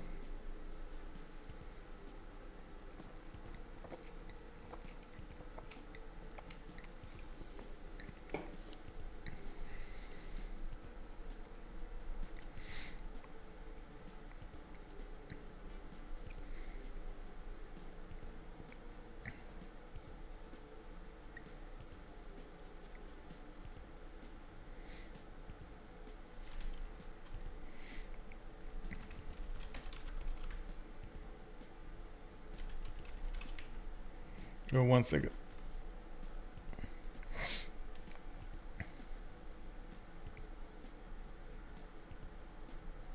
A flying toilet, if you're still here, please take a look at the channels there. Please. Yeah, Scythia, yeah, okay. So we do have Scythia coming up with the coursers, managing to deal the damage against that swordsman, unfortunately. Oh.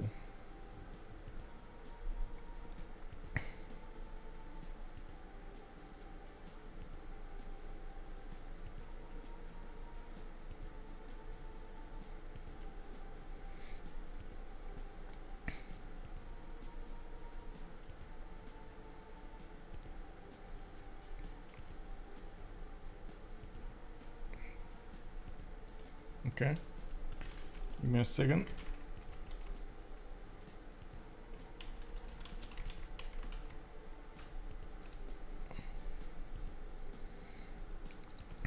Okay, we got some scheduling issues in I would say in CWC, so I'm trying to work through those. Sorry for alt tabbing sometime. The one rule is the following: if it's a consonant at the end, we don't pronounce it. Oh, right. But I always thought Nantes actually sounds better with the full S. But sure, Nante it is. No, most of the time, is even in English, I go for the sounds, not really like how it sounds, not really. And of course, I do try to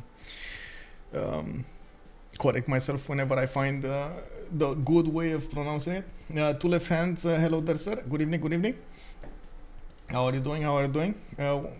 We do have, by the way, Gaul trying to go for Mausoleum of Halicarnassus is going to get in Divodurum. Not that it will give him that many points, but it will give him an extra charge for these great engineers, making it quite nicely. Aztec coming up over here. We do have campuses in Malinanco, okay, coming up in 2 turns, and I do see Poolp will get cities on the east side, okay. Universities, Tayo, Tenochtitlan, Teotihuacan, Atzacapotzalco, so a lot of science will come out from Poolp in the next part of the game. Still, the economy is not there. We do have one capital taken out. Aztec actually is starting to put boats in the water to try to help out over here. It looks like it is a bit too late. Poolp will not get there in time, and she doesn't have an admiral with her. This is gonna be a problem. Also, you guys never pronounce anything. I actually study French. There, I mean, they have their own way of doing things. I gotta say. I don't believe you. For example, Poolp has 2 O's in her name, but you refuse to pronounce the second one. Well, it depends. Like, how should I do it? Like Poolp or Poolp, you know? Like maybe it's just me being a bit rushed whenever I talk, because I do pronounce the letters quite fast. I'm not sure if I should spend an extra, a third of a second over there to pronounce the extra O, because I guess at the end of the day, that's the difference, right? You just pronounce an extra half, or a third of a second over there. We do have, by the way, Russia putting some of these trebuchets in the water, and it doesn't look like he managed to actually build a navy here, and Japan is definitely going to have the upper hand. The trebuchets are not strong enough to deal with the frigates. Yes, they do some damage, but they can't take them out, and this is going to be quite a problem, especially since these frigates in the water from Japan are going to be extremely strong on the coast right next to the Japanese defenses. I'm okay to say French is difficult. Good luck. I mean, yeah, I'm also trying to get the French going. I'm learning French for a year now. I realize it's gonna be a few more years until I'm actually gonna be good with it.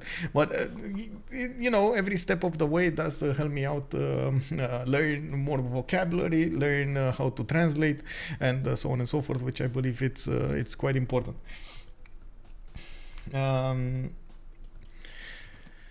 We do have Scythia actually upgrading level 2 crossbow. This will be quite strong against the units of Spain, and still this is kind of an irregular war going on here. The trebuchet needs to be helped out of there. It does seem like Spain is going to try to take it out, which is the good way to go here, and I'm pretty sure Mr. P is going to try to get that out of the way. There we go, sacrificing one of his horses so he deals the damage against it and not the trebuchet. We do have Mr. P with a few promotions as well on his other coursers. Looks like he will need to get more units on the front line to the south if he wants to actually guarantee success there, even if he does have more of everything, more science, more culture, more economy, more production than Philip II. Philip II is holding strong.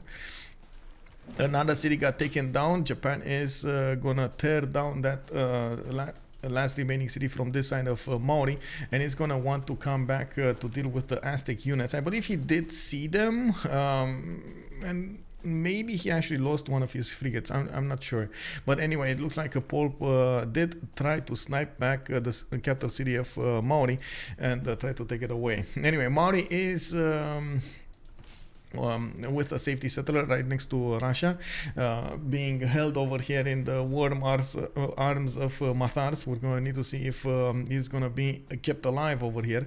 Matharz is trying to go as strong as possible for that culture. We do have him on 146 science with 163 actually culture, but then Gaul just went up to 200 almost, and a lot of these universities are going to be built quite quickly with 317 production coming up from the Gauls.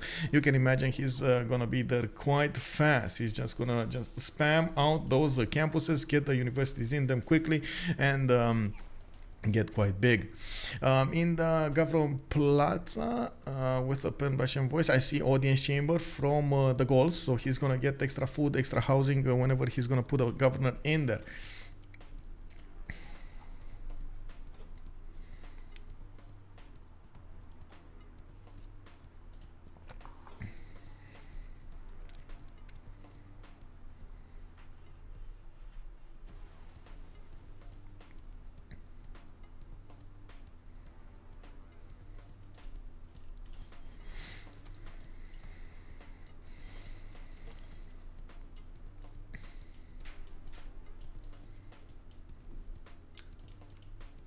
Whoa.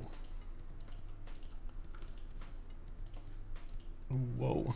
This is practically a 2v4. Yeah, it did turn out a 2v4 at the moment, and I do think Scythia is slowly tearing down the Spanish defenses. By the looks of it, these crossbows are getting in there. The coursers are also much stronger units to defend against the knights, and it doesn't seem like at the moment the Spanish defenses are on the same level. We do have a new batch of units coming out at the moment from Scythia, and the more he has, the more he builds, the more he's going to get the faith. I'm actually quite surprised we don't see him buying some of those outright. It will allow him to use that production he has been converting for some time. We do have the boats of Aztec actually revealing themselves, and at the moment actually Aztec, I don't think anybody knew about the Aztec city over here, but now it got revealed, and I'm pretty sure Japan is going to take notice. She tried to snipe back the capital city of Maori, while of course they could have actually gotten 100 Diplo favor points. It does seem like at the moment Japan is going to make quick work of these caravels and then push forward towards that city of Aztec on the coast. I'm actually quite curious to see how Mr. Titiits is gonna develop after this. He has a strong navy, he has good stats, he can try to keep on simming, for example. But he's quite behind Russia. We might actually see Russia try to go to Cossacks as soon as possible, and those Cossacks will be extremely strong. At the moment, Russia did... let me see... Where's his Government Plaza? Government Plaza, okay, there we go. He did finish his Grandmaster Chapel, allowing him to buy those units with faith. Russia does have 133 faith in the bank, and I would assume he can actually buy out quite a few of these coursers, actually moving a few of them towards the capital city of Maori to try to take it back. Tehonyanga Nui Akupe. Now the Japanese frigates can two-shot the coursers quite easily, especially this fleet one. We're going to need to see how this is going to develop here soon enough. What Titiits is gonna do. The major problem would be an attack in the mainland of Japan, dealing so much damage to his cities and of course tiles over there. We didn't see behind all of this attack Japan tried to make more cities. Not that he has that much land to benefit from. Maybe another 3 cities can be settled over here in the north, and maybe another 2 can be settled to the east of his southeast of his empire. That will take a lot of production, that will take him away from his focus at the moment.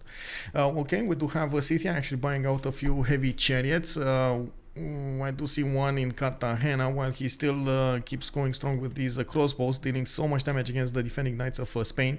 Slowly the defenses of Spain are, taking a beating over here. We do have also Maritimes appearing in the city of Madrid, finally, and I do see more crossbows.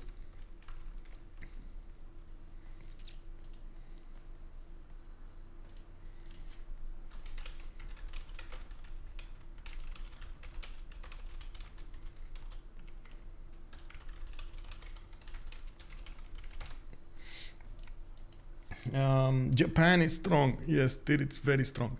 So is France over here, getting more cities, starting up his production. You do see him on 269 production versus Poolp 195. I do see also 127 science and 120 culture.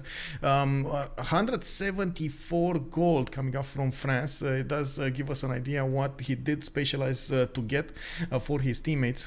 He is on the same continent, well, with one city for to take out one of the cities of Aztec. Aztec that did not come on the red continent for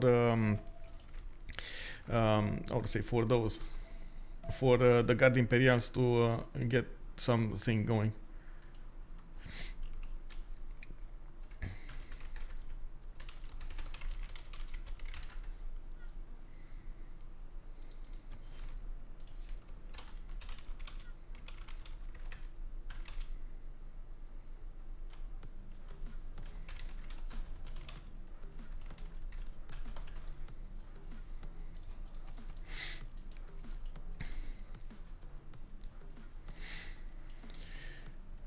France does have a level 2 spy in the cities of Aztec already. That's actually quite important over here. I really like how actually France did get this going. I'm quite curious how he did manage. Did he get Terracotta Army? I didn't see the notification pop up, so I find it unlikely. I do see encampments starting to pop out from Nantes, and I do see also La Rochelle starting to get another one here. We do need to see if he's gonna try to go for a unit like the Guard Imperial, or maybe switch or go directly for something like Cuirassiers with +9 against their opponents. I'm pretty sure France over here is gonna have good intel on opponents' movements on Aztec, and we do need to see if ever the Gaul will want to do something about this. Gaul did manage to plug the chokes to the east side. In Durecorteron's eastern side, we do have 3 of these pikemen, and from what I can see, Forbidden City is gonna be finished in Duatuca maybe next turn. Isodor is over there with the actions, and I do think the next action will actually finish Forbidden City.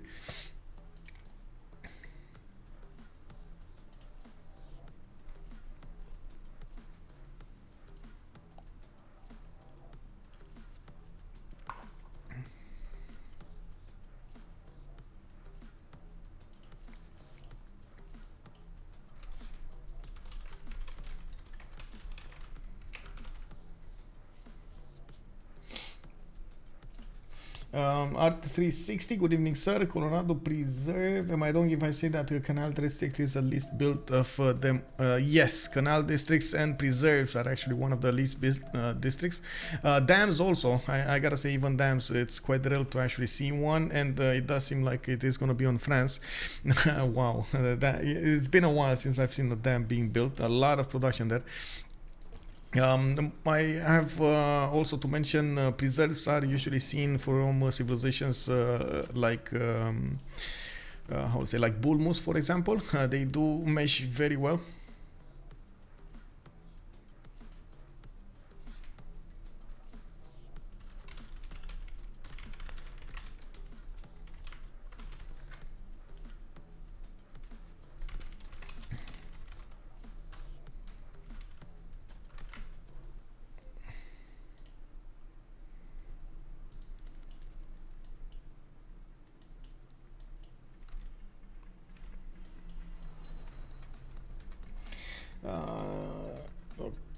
Okay, it does seem like in the overall scheme of things, this is just a slow grinding game for SPA, losing basically 2 of their members here, with Apeul down to 8 science and 5 culture.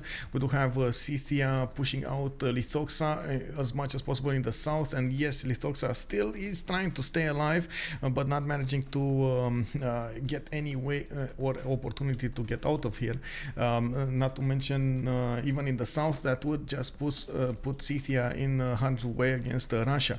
Russia has no economy, with only 41 gold. This is because he doesn't actually have a standing army with 300 only 300 military strength, he's gonna have a problem upkeeping the next tier units. When you're talking about Cossacks, they are quite problematic. Actually, taking a look at this, you do have a Cossack costing 5 base gold. Of course, with the -1, it's 4 peaks. You can imagine if he starts upgrading most of these units, he can only upkeep like 10 or and that's it. His economy will be gone. That will be a problem because I'm sure we're going to see a lot more units from Scythia with their economy going strong here. With 3 players actually making quite a bit of gold, it will be an advantage there for them. City of Madrid is being put under siege, I think, for the first time, and by the looks of it, we do have pikemen also trying to get out of here with newly built Scythian knights getting in front. We do have crossbows and two trebuchets attacking into the city center. One of them, a trebuchet core, which did manage to smash those cities silly. Will allow Scythia over here to do significant more damage against the city center and maybe even take over the capital city of Spain.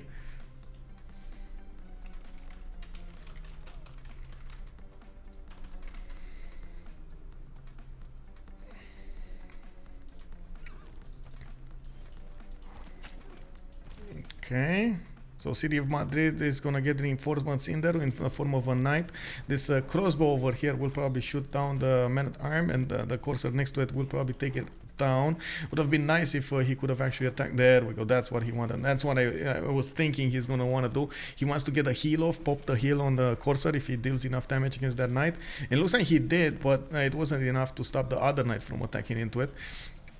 Also, it doesn't look like it's going to be enough to stop all of the other units of Scythia to get in there. The fact that he can't just straight up build and buy units over here in his cities, even from the forward cities, it does give Scythia a significant advantage. We're going to have one more knight, one more corsair, and another corsair coming up next there. So 2 corsairs, which, as you can see, can do enough damage against the city of Madrid. The trebuchet cores are there, and they can take a decent chunk out of that city with 20% points just getting deleted.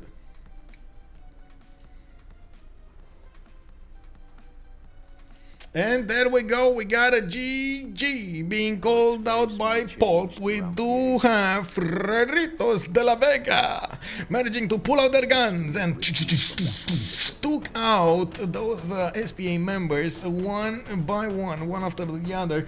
They managed to fold to the relentless pressure of their opponents over here. Oh my god. Mizinho, hello there, sir. GG indeed. Brody Barnhead, show me the money. Medicine, with much pleasure, sir. I do hope you enjoyed the show. I'm probably gonna cut it short because I do have a meeting to get to in CPL, but I do want to quickly give you an idea of what has been happening over here. How to say, let me see, to have some form of debrief. Let's actually join the channels and see what they have to say about this, and of course congratulate them for the win and so on and so forth. Let's jump in, and of course I do hope you guys, if you want some answers, just throw out the question in the chat here. J'ai projeté, hein, mais bon, la chance n'a pas été avec moi. Ouais. GG, well played. The relentless pressure of Scythia. Why you bullying me? Yeah, why you bully, man? Why you bully? Why you bully? Lythoxa is for noob, Lythoxa noob. Lythoxa was like, I'm going to make 3 horses and push him. J'en avais 4 déjà. Yeah. Oh, yeah. But yeah. Yeah. I didn't visit. I went football and everything works. So Apparently it's the first time for Lythoxa. No, it's the first time? Oh, bro. First time he get bullied by Saka. I feel sorry for you, man. I think it's a lesson learned here. Yeah. Bah en gros, quand t'es à côté d'une cité, il faut faire triple campus, campement et t'attends. Ouais. Yeah. J'aurais dû faire notre BO. I gotta say, if Maori went left, this would have been a totally different game. Yeah. Yeah, and if Titiits realized he was not putting Golden Age, maybe it would have been a different game as well. Well, to be Yes. fair, he did Because, so well, man. He did so well to come back. Down 41, he said to us, oh, I don't have Golden. Okay, GG. Yeah. If Maori goes left, it was pretty far, to be honest, to settle his capital.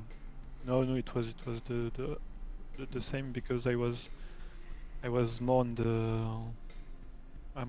In the middle. how to say Yeah. it? Wait, but Yeah, I was at the left of the middle, you know. Poolp Yeah. has like 1/3 of the map. Yeah. Yes. Yes, but even before the remap vote, we thought I was in the middle of everyone, but Yes. Oh, you I didn't mean, know about. when we okay. see the position, we think like maybe there is someone in front of Spain, maybe in front of Maori, so Russia is free team, and me, I'm between three people, but I'm not, and we didn't meet JR fast, so for a long time, not for a long time, but for some times, I thought he was on my right side. So I just scout there and found no one. Yeah. Yeah.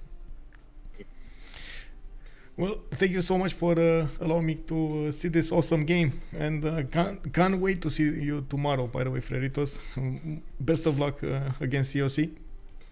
Yes, thanks. I hope you are rooting for us. Yes, yes. Have a good evening. Have a good evening, guys. Bonne nuit. Good Thank you, evening. sir. Salut. Salut.